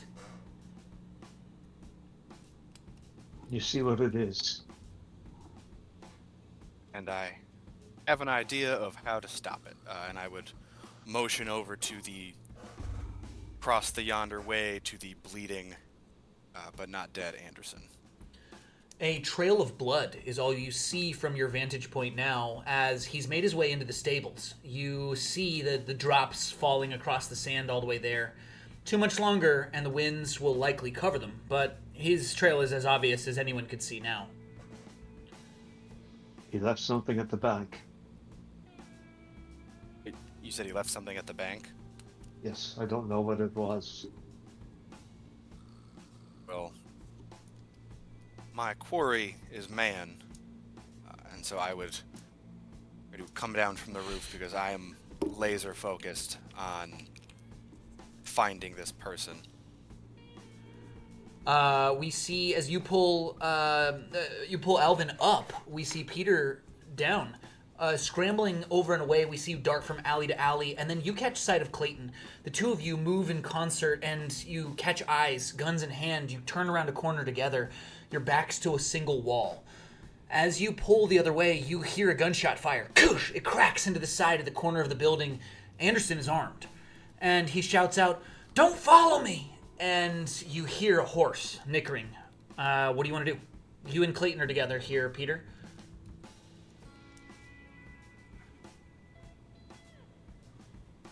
Is it a doorway or like a window type thing? I think I missed that.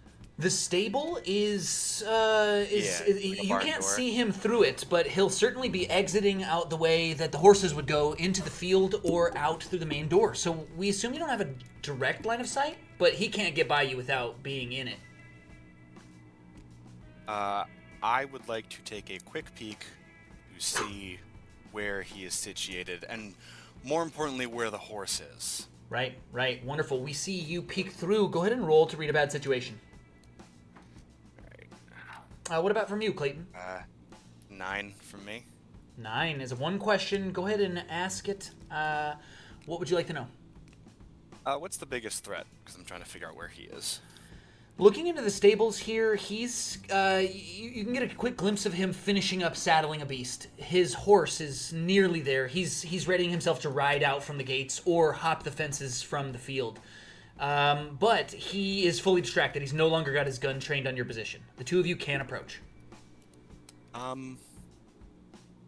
Is his back to a wall? Currently, yeah, you could shoot him through the wall if you're a good shot. Things go well. No. I'd like to make my way around and chuck a grenade towards the wall. Wonderful. Let's cue that up. Okay. Clayton, what do we see as old breaching charge? Ye old dynamite stick. As Peter comes around the corner and readies himself an explosive, what do we see from our gumshoe? So you said there were like two ways in or out, right? Yep, looks like it. One big door for the horses and one small door for the men. Okay, I'm gonna head up to the small door. In my gear, I have a liquor flask. I'm gonna pour the liquor flask in a line across the door and then light it so that we bottleneck him into a... Fantastic. Oof, ouch. Explosives on both sides. Gentlemen, how am I supposed to get out of this now? I'm going to need some rolls for you. Let's see what kind of hard moves I may take. I think for either of these, you can roll an act under pressure or a kick some ass. So please tell me what you'd like to do. Are you trying to harm him? Or are you trying to subdue him with your concussive? I'm just trying to discombobulate him. An act under pressure for Peter. And how about for Clayton? I think I'm gonna do act under pressure as well. I'm just trying to block a potential exit. That's 0 for our gumshoe. Let's see the dice. So that is a 5. A 5 is perfect for me. Would you like to mark an experience, please? How about for you, Connor? Bagged a 10. A 10 will get you a perfect success here. You do what you set out to do. As your charge goes off, describe it for us. It is kind of an old-timey steampunk grenade that he procured from a local inventor in town, who shall remain nameless at this time. He cranks a little dial, and then you hear, after a couple seconds, almost like an old-timey alarm clock, and the wall explodes and peppers Anderson's body with splinters. Ooh. And I imagine, and I would hope, spooks the horse into running out of the barn. Oh yeah, with those dice, that absolutely happens. And we're lucky that Anderson doesn't take a bigger blow. You are also choosing with that success to not injure him too much, I think. Because as this breaching charge goes off, he runs face first into Clayton, and the two of you watch as the bottle hits between you, falls to the ground, and explodes at your feet. The horse goes bolting out into the field. The stables where the horses are still stalled are shriek with panic and fear from the beasts, and the smell of sweat fills the air. The two of you are on fire. Will you please roll to act under pressure to put it out? I'm on fire, or? Not you, good sir. No, Clayton and okay. and Anderson. I'm sure he is on fire for sure. So that is a 6 + 1, a 7. A 7. You can have a hard choice, a worse outcome, or a price to pay. I'll let you drop something that's important to you. Your choice what it is, but it'll get you away without harm. You can take a -1 forward until you've to all physical activities as you get a slight burn, or you can just take 1 harm here. I'll take the harm. 1 harm as a flash of fire coats your chest. You dive out of the way, rolling, putting it out, and back to your feet. We see as Anderson screaming, "Ah!" Fire consumes him as he throws himself onto the ground, and the hay begins to catch the stables. Let's turn back to the rooftops.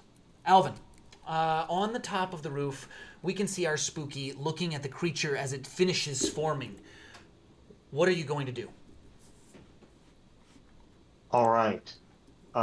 This creature, as the creature finishes forming, And he's staring at it. He's going to try to tune into it and see if he can figure out what it's going to do.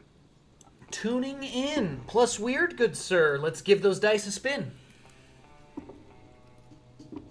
That will be a 12. 12. On a 12 for a tune in, you get 3 questions.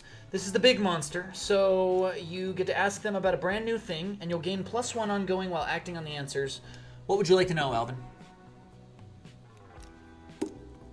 What is it planning to do right now? As it finishes forming, the creature seeks to unravel all things. As it forms and takes shape, reaches with one arm through and towards the barrier. Its desire is only to undo.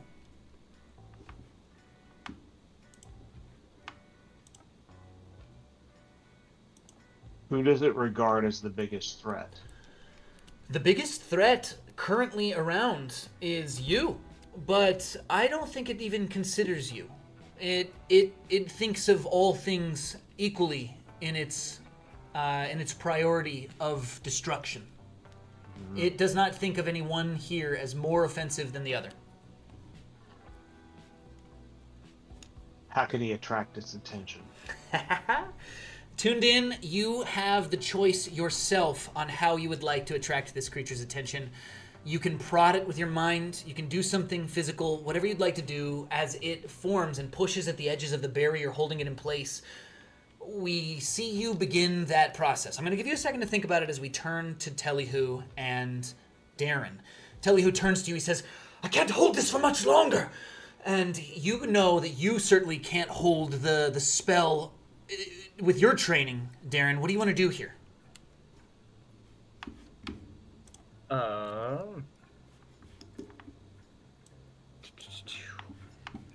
Let me... I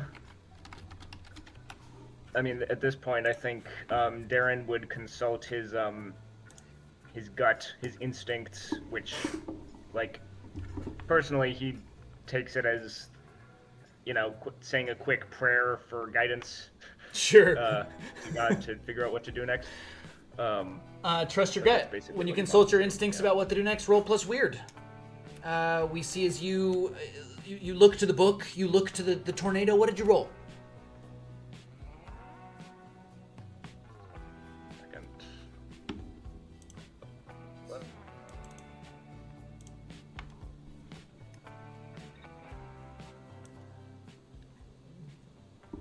That's a 5.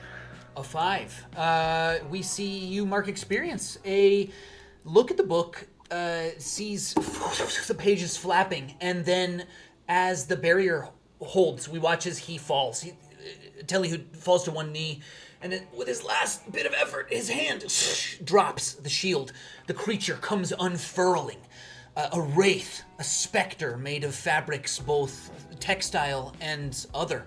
We watch as it grabs at the edge of a building and begins to pull shingles into threads. They twist into its body, plating the outside of it with wood, toughening its skin. The creature turns towards you.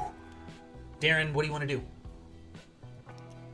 Alvin, it is on his tail if you'd like to try to protect here.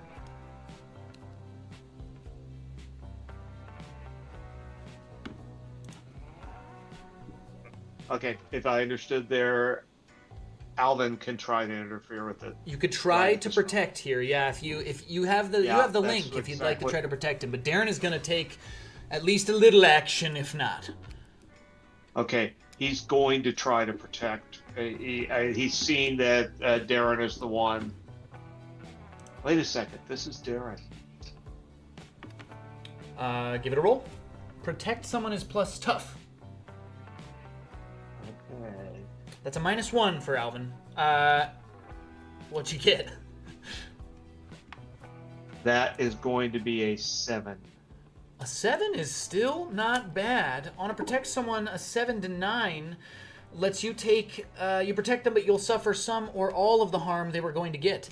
Since you've drawn this thing's ire, as it unleashes forward, it sweeps across towards Darren and Telihu, and then it feels the tether of your attentions. It misses them by a short margin, tearing all of the clothes from the front of their bodies with its swipe.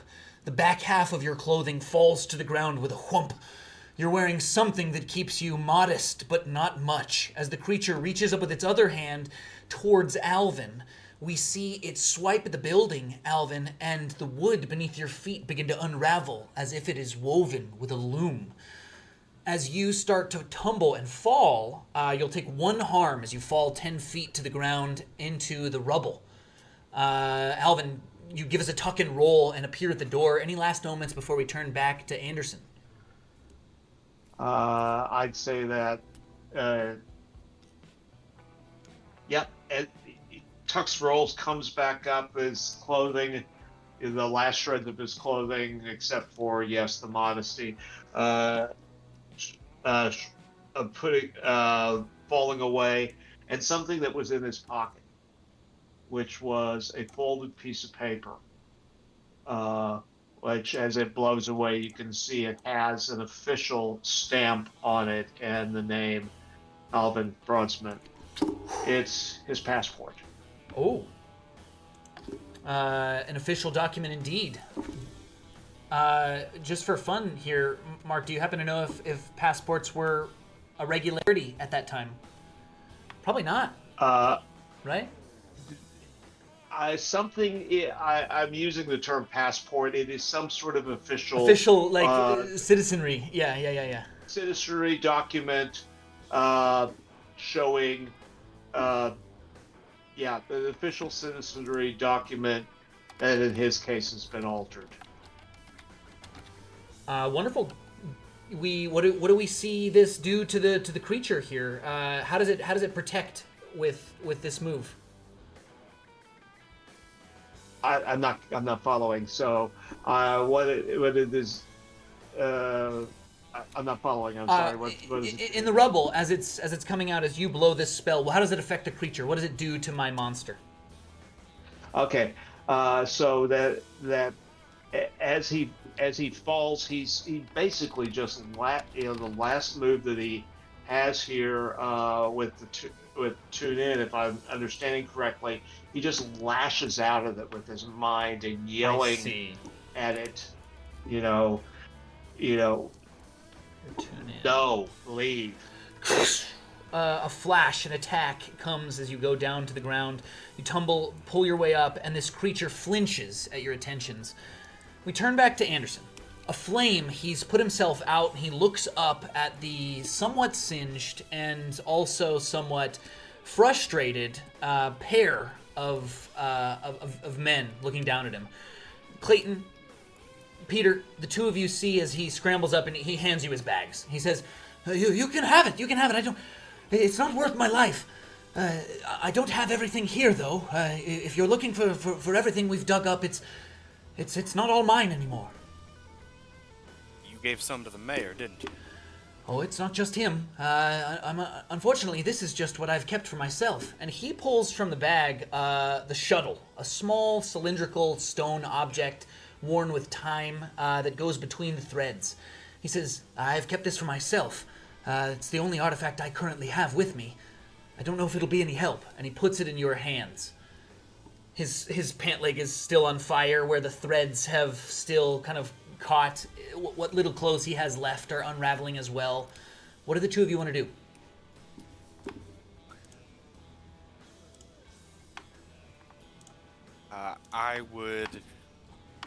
I have an idea, but it's a very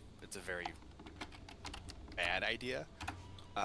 Should we start with Clayton? I would like, yeah, because my idea is gonna be a little destructive, so we can start with Clayton. Clayton, what do you want to do? I'm gonna dust up. I'm putting out a little ember on my hat, just kind of dusting it off there. I'm gonna say, "All right, now who?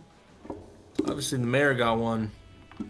I'm gonna toss him a little notebook and say, "I'm gonna write down exactly who you gave each of those little artifacts to." He writes you a small list. No manipulate someone required here. You've got him by the collar for sure. He writes down that he actually just says it aloud as he's writing. He says, "Well, the mayor got one as a gift. I intended to let him keep his. The other two are pawned of sorts. I've given one to the banker, and I've given one to the owner of the general store for supplying us everything we needed for the expedition, and for giving us the loan to dig. The mayor gets his, I'm sure. You'll need to pry it from his cold, dead fingers. But unfortunately, the rest is already on my carts on the way to the museum. I've sent it with 2 armed guards, headed east. They left this morning." Looking at the sun now, you can see that it's probably midday. If he's right, it left an hour or 2 ago, riding slow with a cart behind it. A few men on a horse could catch it in an hour's ride. You're just not sure if the town can last that long without you. Behind you, a whirlwind of strings is forming into a creature that Alvin and Darren are beginning to fight. What do you want to do? So, recalling back to what Elihu said, where it needs to be, can't really be killed, it needs to be appeased. Because he started this, I would like to grab him by the nape of his neck or the collar or what have you, and I'm gonna drag him towards the creature. No, he puts his boots in. He digs in deep, like, not a chance I'm going back. But you can act under pressure to try to do it easy, or you can take it without a roll, nice and slow. Oh no, it's gonna be quick and dirty, gun to his back type deal. Let's see. Wonderful. Oh, that's a 12. A 12 is a perfect success. You do whatever you want to perfection, or you get something extra. What would you like? I want to do it perfectly, where I get him He's moving. almost as close as I can get. Yeah, moving very quickly. Yeah. Gun to the back, we see him start to scuttle. Yeah. I would. Go ahead. Sorry. I would look to Clayton and I would say, I know you haven't been much about rules, but I have an idea, and I would ask him if he could trust me. Clayton. You know, just this once. I'll lend a little trust. Fantastic. I would like to chuck this man towards the creature. You're gonna throw Clayton. No, you're gonna throw Anderson. Oh my God. Yeah, not Clayton. I love that. Give it a roll here. Yeah, I just want to shove him. Man, I don't know if I can. We have use magic and we have big magic, but we don't have act under pressure and big act under pressure. I think what I'm going to do to get the both of you to do this is have you both roll to act under pressure for me. Both of you roll plus cool, please. As we get ready to throw Anderson into the fray, let's turn back for a moment to Darren. Darren, Telihu has dropped down. He's not out, but he's certainly wavering on the edges of consciousness from concentration. You can see Kosa across the way, cringing behind it in fear. Most of the townsfolk around here are too afraid to even open their doors or slats. You look at your books. You may still have something to find in here, but you tried your best already. What do we see of our expert now? Darren, I mean, his first instinct is to get Telihu back to his place, because that's where his medical stuff is, and that's where he'll have a better chance of helping him. Yeah, if Kosa's nearby, he'll would you help me with this? She scrambles up, grabs an arm.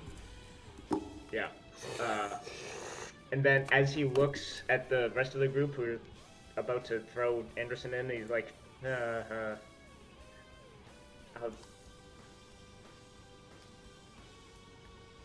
tricky decision here, because he doesn't want to let them do that. But Tough choice. You can certainly point a finger in and get Kosa started on getting Telihu treated, or at least resting, and make your way over there if you'd like. She's, as you picked up a helper, can do this task for you if you want to head that way. Yeah. We see Darren disengage and head over. palms up as they approach with a man in their arms. In the religious faith, you walk up. What do you say? Easy now. Let's not be too hasty. Let's not jump to human sacrifice right away. What exactly is the plan here?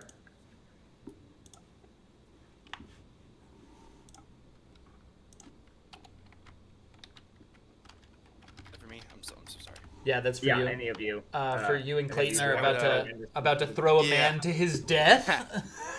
I would remind him, or I would tell him, hey, the Elihu said he started this, and the creature must be appeased. And I, for one, am one to understand what vengeance can do to a man. So I basically explained, hey, we can't get all the pieces of the loom, and this is a desecration thing, so this is the best I got. You can roll to manipulate someone here, I think. Peter has a 0 to charm, but you can give it a roll, and then we can get some experience one way or the other. I think that's our best bet. I would. Sure. That's a 9.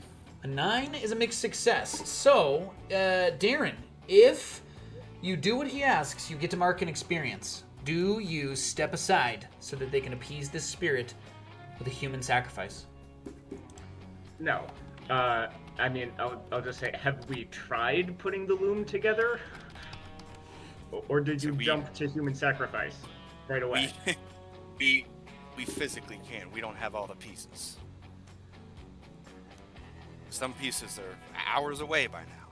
Alvin, let's turn to the rooftop as this kind of a nice dramatic irony poses us. The rooftop you've found yourself on as you look down through the skylight is the second floor of which is the mayor's house. We see as you look through like a little attic hole, or maybe even hear him through the floor. He's pacing about down below, and we can see as he's like, he's talking to somebody in the room that is not getting a whole lot of word in edgewise. What do you want to do? You might be hearing it through the window down below, or even through the roof beneath your feet. Okay. So does he hear that? Because Alvin hasn't been privy to a lot of what's been said about the loom and the artifact, but has picked enough up.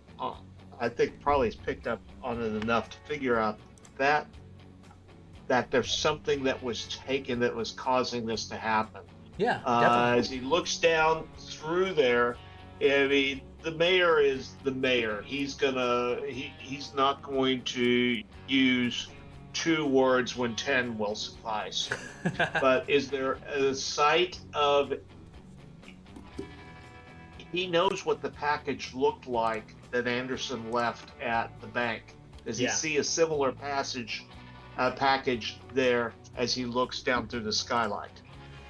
Looking down and into the space, you can definitely see that there is one of those paper-wrapped packages sitting right next to the mayor on his desk. He paces back and forth and picks it up a couple of times as he speaks to somebody sitting just out of sight from you. You know, as a resident of town, that he has a pretty beefy bodyguard, usually on hand. So the guy he's talking to is likely his muscle.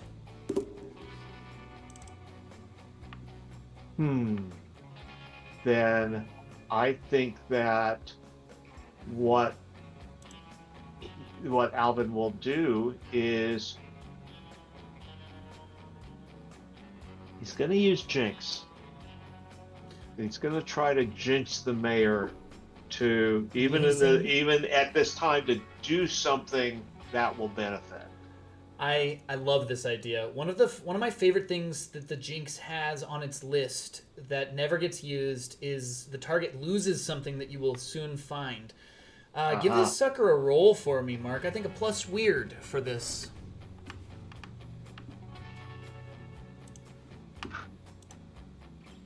That's an 8. 8 is a mixed success here. You get 1 hold. What would you like to do? Target loses something that you will soon find.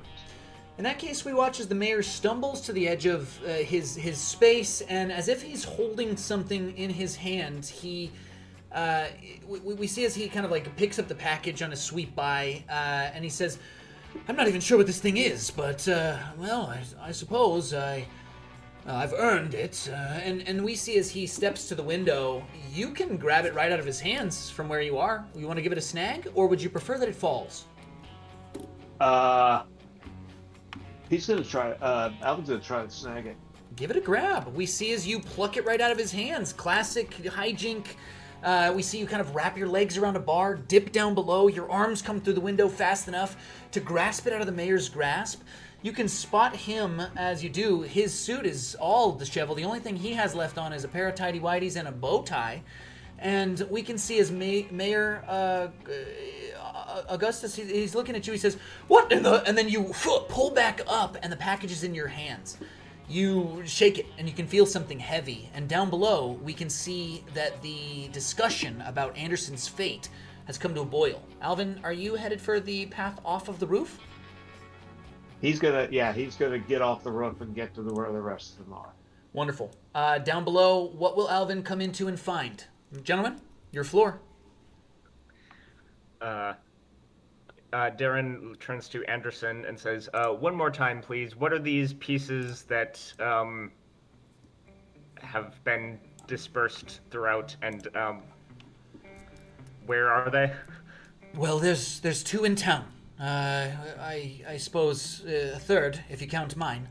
And there's a bunch on a cart, not far from here. They left this morning, just a few hours ago. Please, I'll bargain for my life.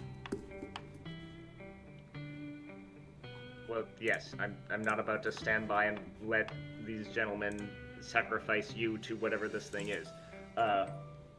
And Darren will just put a hand on Anderson and like pull him closer to him.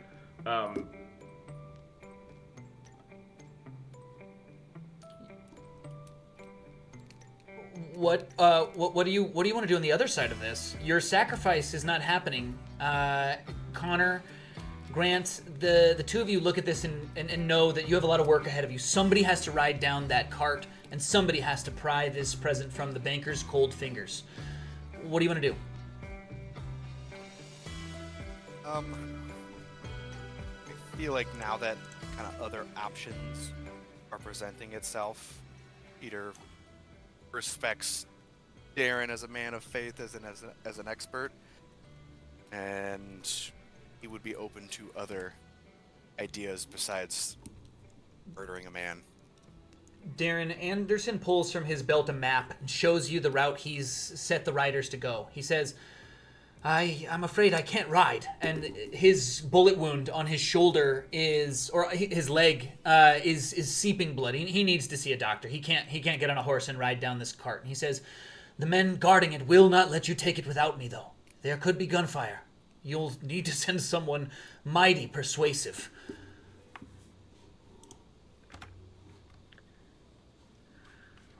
Well, you can come stay with me at the chapel, and we'll take a look at that leg. And also, if something comes for you, anything more than human will have a hard time getting to you if you're with me. Good. I can't take another one of these. I don't know what shot me, but if that thread creature can shoot, it's got a good wing. And we see as he looks right over Peter, clearly not getting the fact that somebody here shot him. Well, I guess. Go ahead. Oh, Grant. you go ahead. No, go ahead, Grant. See if we're. Go ahead, Grant. I mean, if we need someone to head over the bank, I figure I might as well. On the way, we see Clayton as he turns and heads that way. He picks up Alvin. The two of you probably have a little bit more leather than the average folk, but in the West, we all wear a bit of it. It's starting to look a little ridiculous around town, though.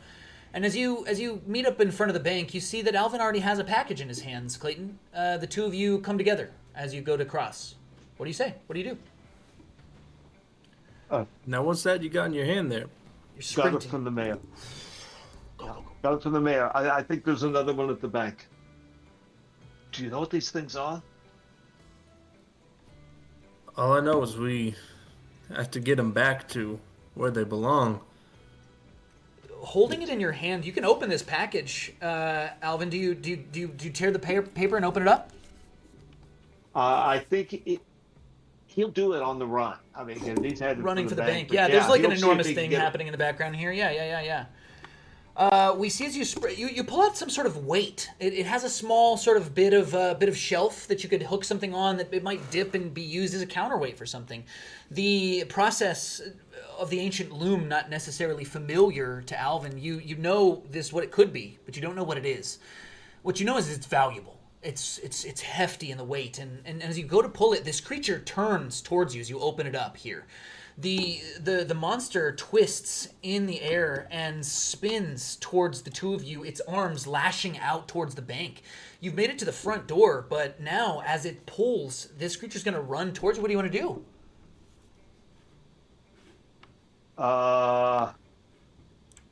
Diving for the door requires an act under pressure unless you want to try to fight your way back in a strategic retreat. Those would be my favorite options. Okay. Your favorite options. So how about this? He'll say to Clayton, "Go on in the bank," and he's standing there and he's holding this weight up as he turns towards the monster and walks towards it. Says, "Go in the bank, get the other piece." Ooh, nice. Now hold on, I don't know if Go on. I don't know if a sacrifice is necessary here. I can hold it off with my revolver as you go talk to the banker, make your withdrawal. Ooh. Right. Yeah. Okay. He shoves it into Clayton's hand, and he turns and runs into the bank. Clayton, give it a quick fire. It sounds like you're going to roll to kick some ass here as you try to keep this thing at bay with your revolver in hand. A dangerous proposition for certain. So that is an 8 plus 1, a 9. A 9 will do it. You and whenever you're fighting and inflict harm on each other. We see as Clayton pulls his gun. Clayton, describe your action sequence, my friend, as you fire into the wind. I think I'm just going to kind of put it at my hip and just kind of fan the hammer, just trying to get as many bullets sprayed as out of there as possible. The 6-cylinder comes clean. We see you pumping bullets as your second volley goes when this thing reaches down and grasps close to you. It almost seems to clobber you. You barely roll out of the way in time, just catching a glancing blow, but the flesh and muscle knitted at your shoulder begins to unravel, an incredibly painful injury. You take 3 harm as you've dealt 2. You reload the revolver, though, as you roll, and then you realize you won't be able to take that roll again. Your left shoulder, which is good, is undone. You'll need to see the doctor soon. Let's turn across. As you fan your hammer to try to keep them from the bank, we see Peter and Darren. What are the two of you doing here? Anderson in tow. You head for the horses? I would head for the horses to ride after the wagon. Darren, are you on the way there as well? Yeah, I guess I have to drop off Anderson, add another person to the infirmary. You see the sheriff there, like bumbling his way. He's got like Kosa's head wrapped in stuff. They're goofing. I'd like to try to stabilize Anderson Before you go. first, before we get. Yeah, use a Wonderful. fancy move. Tell us about it. Can you read it out loud? Medic. I have a full first aid kit. I can roll cool. On a 10, they're stabilized and healed 2 harm. On a 7, I can do either or, and on a miss, I cause extra harm. You might very well be able to bring him along. Let's give it a roll. Plus That's cool. a 9. And a 9 will do it. You may be able to help out on this one. Would you like to give it some dice, Noah? Yes, definitely. Plus cool, so it'll be plus 1 for Darren Bell. Give us a roll.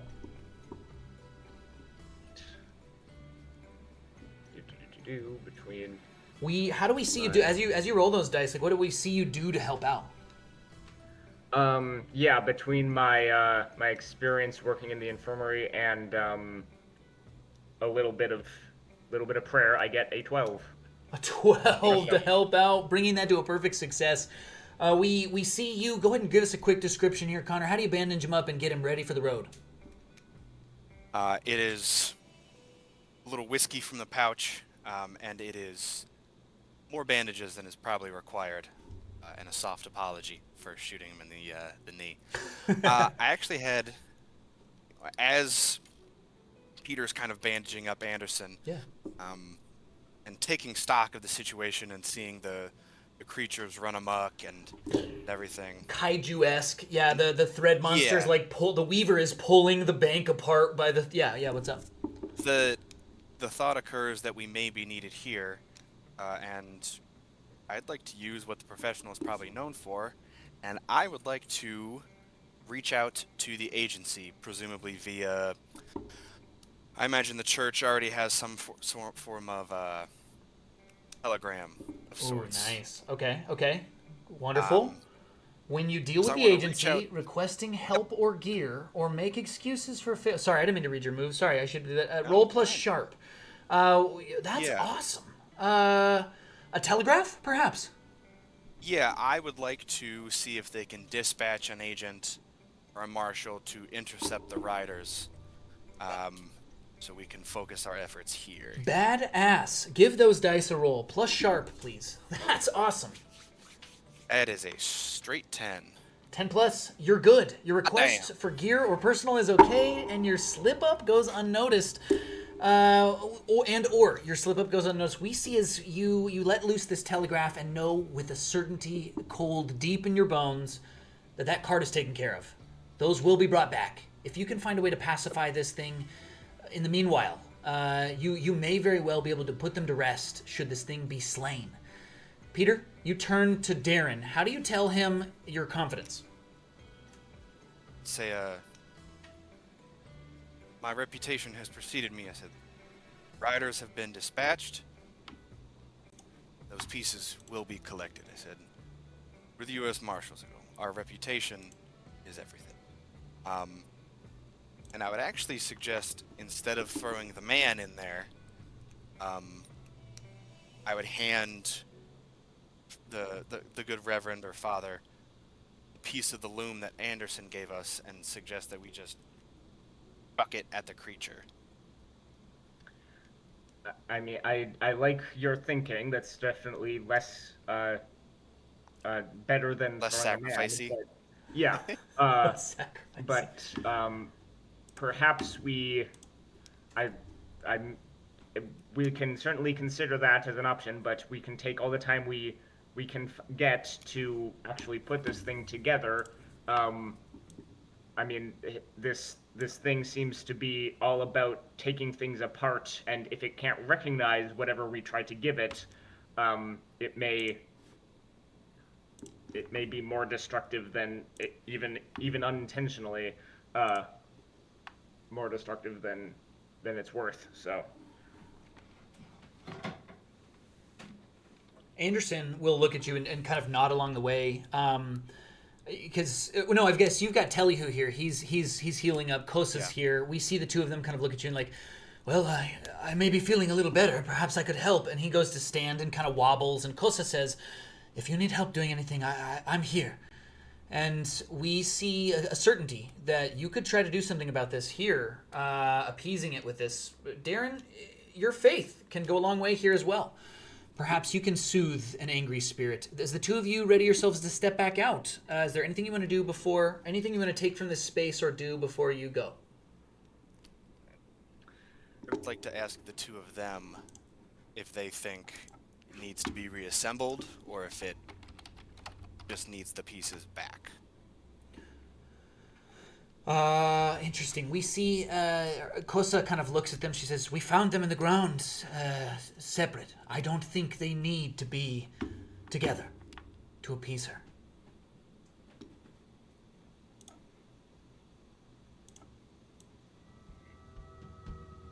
We'll turn to the bank. At the bank, we can see the walls being torn from the bits. One hand has grasped the corner. Daylight streams through a hole that wasn't there before. And from the back, you can hear the grunt and sweat of someone panicking. The crack of wood as something breaks. Alvin, you've entered into the bank, and behind those bars, The banker is moving ferociously. What do you want to do? Alvin will run up to the bars, just grab hold of them, and yell through at the banker. We need what Anderson gave you. That thing is gonna tear this place apart if we don't give it back. I think an easy manipulate someone here, but we do need to roll it, Alvin. Give us some dice. +1 to your charm.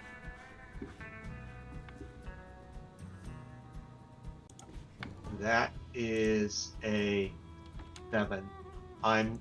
This is critical enough that Gonna blow the luck? I'm gonna blow the luck. Nice. I love that. I will tell you that if you're gonna blow the luck, you should choose of the 2 options. Because with a 7, something bad is happening around the space. You will need to avoid harm instead, if you'd like to choose that way. Then, yeah, he'll need to avoid harm. Are you injured already? He is injured. He has, he's marked 2. 2. All right, we see I'll let you decide in the moment here. As you go in towards the space, this beast caves in the roof, and shingles, nails, broken boards, splinters begin to cast in, just like the explosion did to Anderson at the stables not far from here. This space is going to deal some damage to you here, Mark, so it's going to be 2. Do you want to mitigate that damage or take your roll to a 12?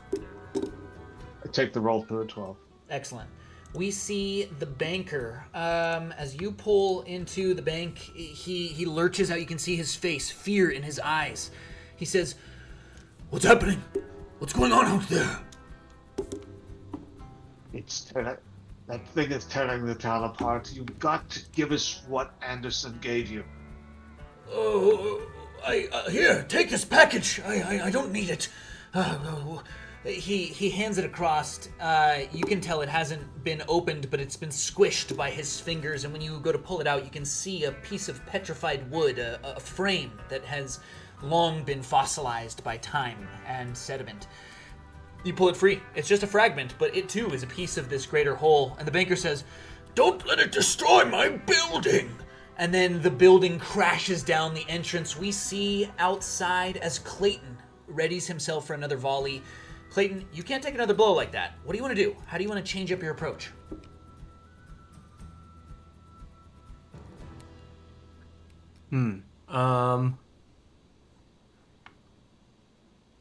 I think I will.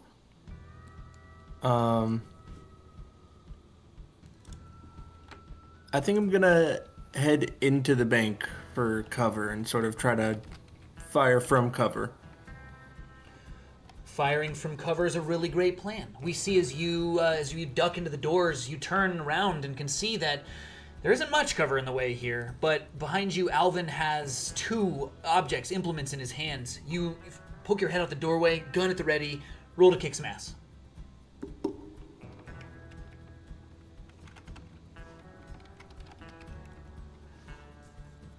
All right, that is a 4 + 1, a 5. A 5 won't do it. A 5 won't do it indeed. We see this creature reach through the entrance, the whole thing unraveling and coating into its thread-like structure, and it grasps on to Jackson. For just a moment, or to Clayton, for just a moment, your gun arm goes up and it peels the skin from your limb. The gun unravels, the metal of it twisting in vain. Your weapon is gone. You take 2 harm. And as you scramble backwards into the space, we need to get it away from these hunters. How do our 2 on the outside want to draw its ire? Peter, Darren, you come out onto the street to see this thing lurching over the bank. The Weaver reaching in, certainly tearing something. What do you want to do? If we have the piece that Anderson had on his person, knowing that with the information that we might not actually need to put this together, it might work just as its own. Darren will say, "Yeah, let's just throw this at him." Chuck it. Pretty much. Somebody give it a toss. Who wants to roll to act under pressure? I'm pretty good at that. 13. 13 will do it. Hot dice. Hot dice. We see as you go to throw this thing, the eyes of this creature turn to follow it in, drawn to it. It seems to almost like let it float into the space where its hands seem to catch it. We see as it holds it down, it looks at it precious, as if for just a moment it is at peace. And then it sort of seems to curl it up like the ember or a firefly held in the palms, tucks it into the chest, and reaches out towards Alvin. Alvin, you understand as it does this that if you give it these pieces, it certainly won't unravel you the way that it's trying to. It is doing so without aggression. It is just doing so out of its nature. What do you want to do, Alvin? He will go ahead and he's got both these. I figure he has the piece that the banker gave to him, and he's grabbed up the piece that Clayton had, and he'll go ahead and hold them out, and then he's going to try to toss them up to the weaver. Holding out your hands at first, you think to yourself, I don't necessarily want to be unraveled. You can see Jackson on the ground writhing. He's in desperate need of medical attention. And you toss it up in the air at the last moment. This thing's sort of unraveling threads to catch it, like a mummy's wraps, moving and encircling, pulling it back in. And then we see as it sort of backs up out of the bank. Not sensing any more of these pieces, it turns its nose to the road, out towards where the cart will soon be met by marshals. This creature is on a hunt for these things. Who wants to try to keep it from inflicting its wrath on innocent caravan hands? A weird banish, perhaps? I can give it a try. I mean, I can talk to it.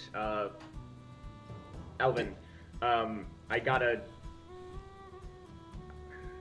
we talked once, and I got a sense from you, and I've been leaving you alone out of respect because you seem to have a handle on it, but I think you have something that can help here even more than I can, because I don't actually dip into this sort of thing. All I do is protect things and people from it.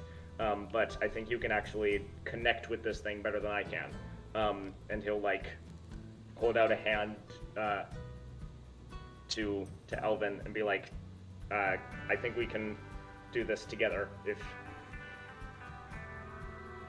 Alvin, Mark, when a hunter comes to Darren for advice about a problem, he can give them his honest opinion and advice, and if you take that advice, you get a +1 ongoing while following this advice, and you'll mark an experience. Do you want to trust that you can do this with Darren's support?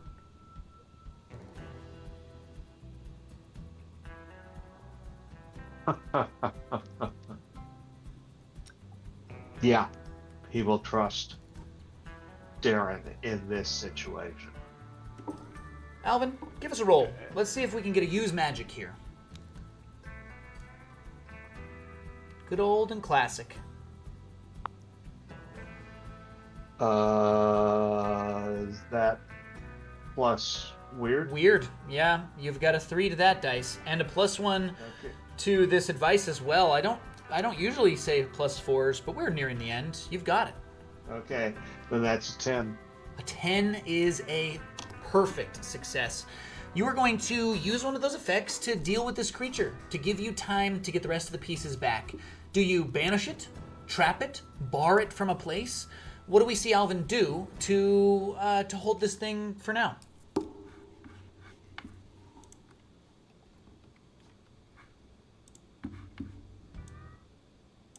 He will communicate with something that you do not share a language with. What do you say when you speak to this creature?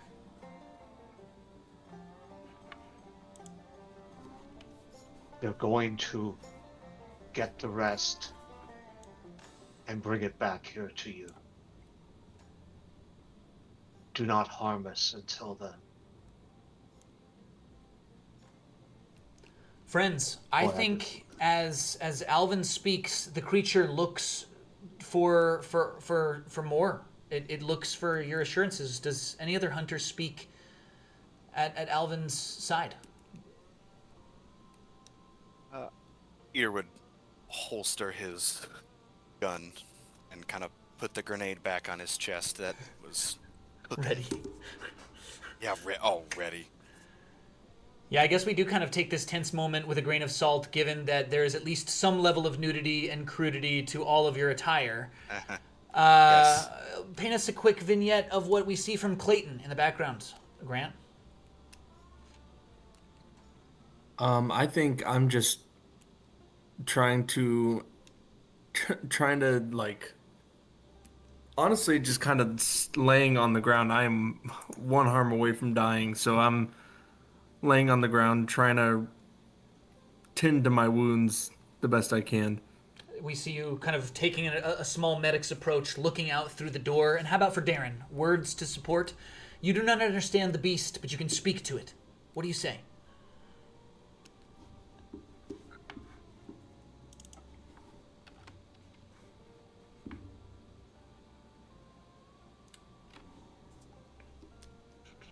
Well, Alvin, finish us off then. What do you say to this creature to put its fears to rest?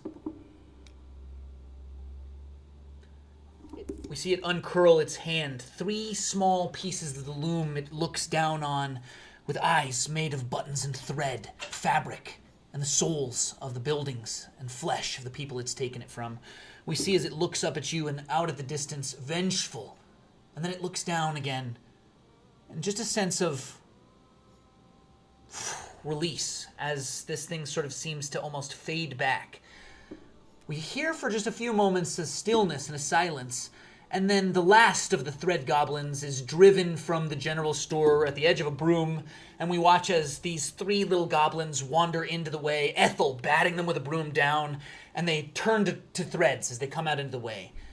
We see all around town as people begin to push open doors, windows begin to open, and the sky soon fills with the light of the midday sun. There is now no more the weaver's mist or clouds. You have slain or delayed this creature. Take a moment here, as victorious as you are. What do we see? What do we say as we wrap up?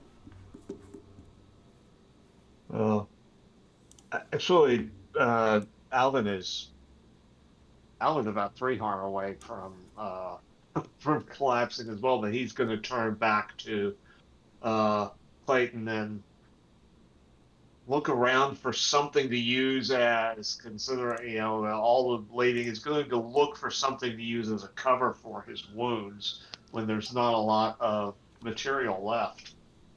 And will just settle for his own hand, pressure of his own hand on the wound. Peter would approach and begin first aid. Dressing, yeah. In another silent understanding. Like, we're not quite done, but today is not the day for business. No roll needed here. We see your medic go through clean, and I think we start to see that a few other people around town have taken wounds as well. Soon the congregation at the church is wide. The people's waiting for help and administration deep. And as you sort of deal with the first few, you see that the stairs are covered in bandaged people. We see Darren in his element, moving through with the materials of the infirmary. Darren, paint us a quick vignette.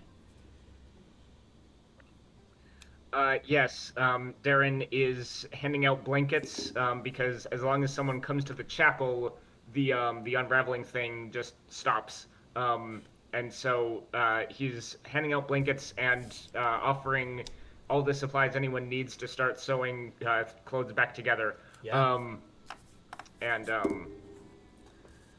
Thread and needle aplenty, and the protection of faith about them. We see these folks' clothes beginning to finally stop unraveling. The phenomenon experiences in town until the cart rides in, maybe a little bit later in the afternoon. Marshals riding along. We see Peter greet them. Peter, a few rugged men ride into town with, between them, a cart and one unconscious man tied up and trussed. They drive in. Peter, what do you say as they how do you greet them?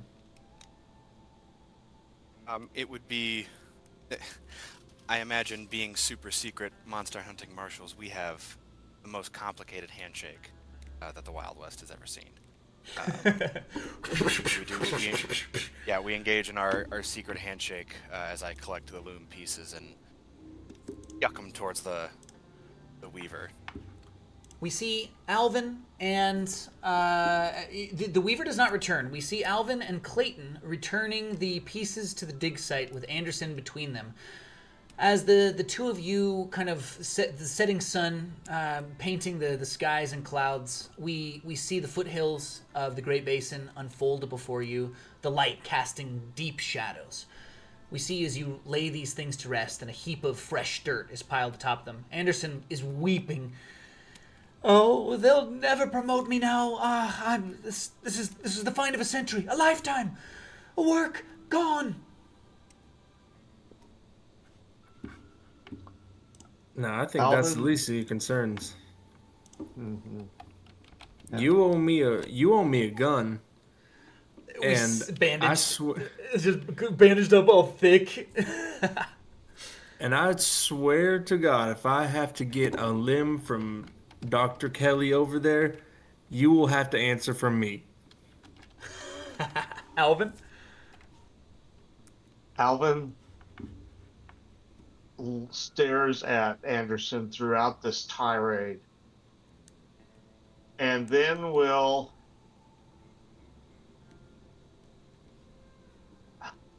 he's going to do big whammy. He's going to try to hurt Anderson. Give that man a clobber, huh? All right, give it a roll, plus weird. Last roll of the day. How fun. That's just that's a 9. A 9. Well, for a big whammy, that still gives you a good hit, I believe. There's no big backlash here.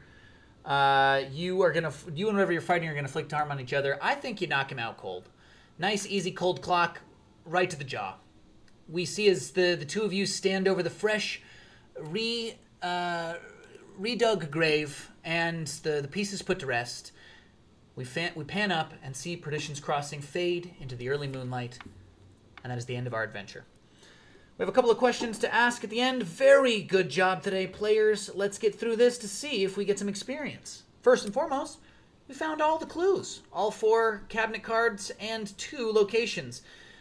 It took us until a clever rooftop incident to see the mayor. Did we conclude the current mystery? Yes. Did we save someone from certain death or worse? I did. Yeah, I think we were about to sacrifice Anderson, and then we decided against it. Wonderful. Did we learn something new and important about the world? This is a great question for individual answers. So if you say one, your fellow players won't be able to say the same thing. Who'd like to go?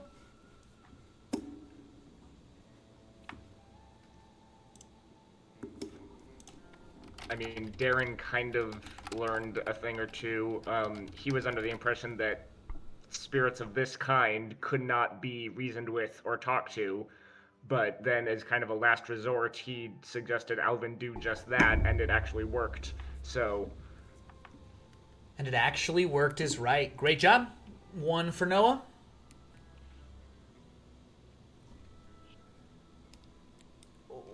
What about for Alvin?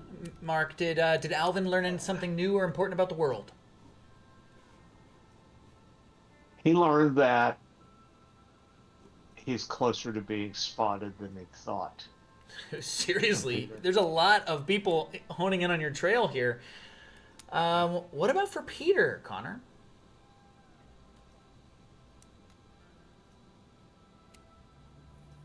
I think he had to duck out.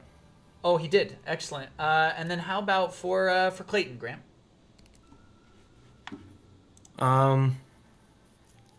I think about the world, I learned that people will go to great lengths for not necessarily for some. Hold on, how do I phrase this?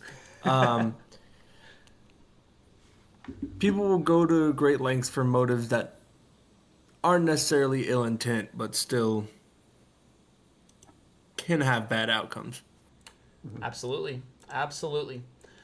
All right, my friends, we've got 3 yeses and 3 experience for all of our hunters. Keep those to go. For our viewers at home, thank you for tagging along. The threads are rewoven in Perdition's Crossing tonight, my partners.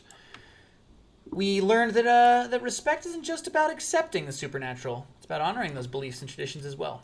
So, the loom rests quiet for now. The weaver's work done. Until next time, mind what you take that isn't freely given. Honor the stories that came before your own, and remember, every thread tells a tale, and some tales demand to be heard. Thank you, everyone. I'm going to go spend some time with my players. Have a great day, and I'll see you next time.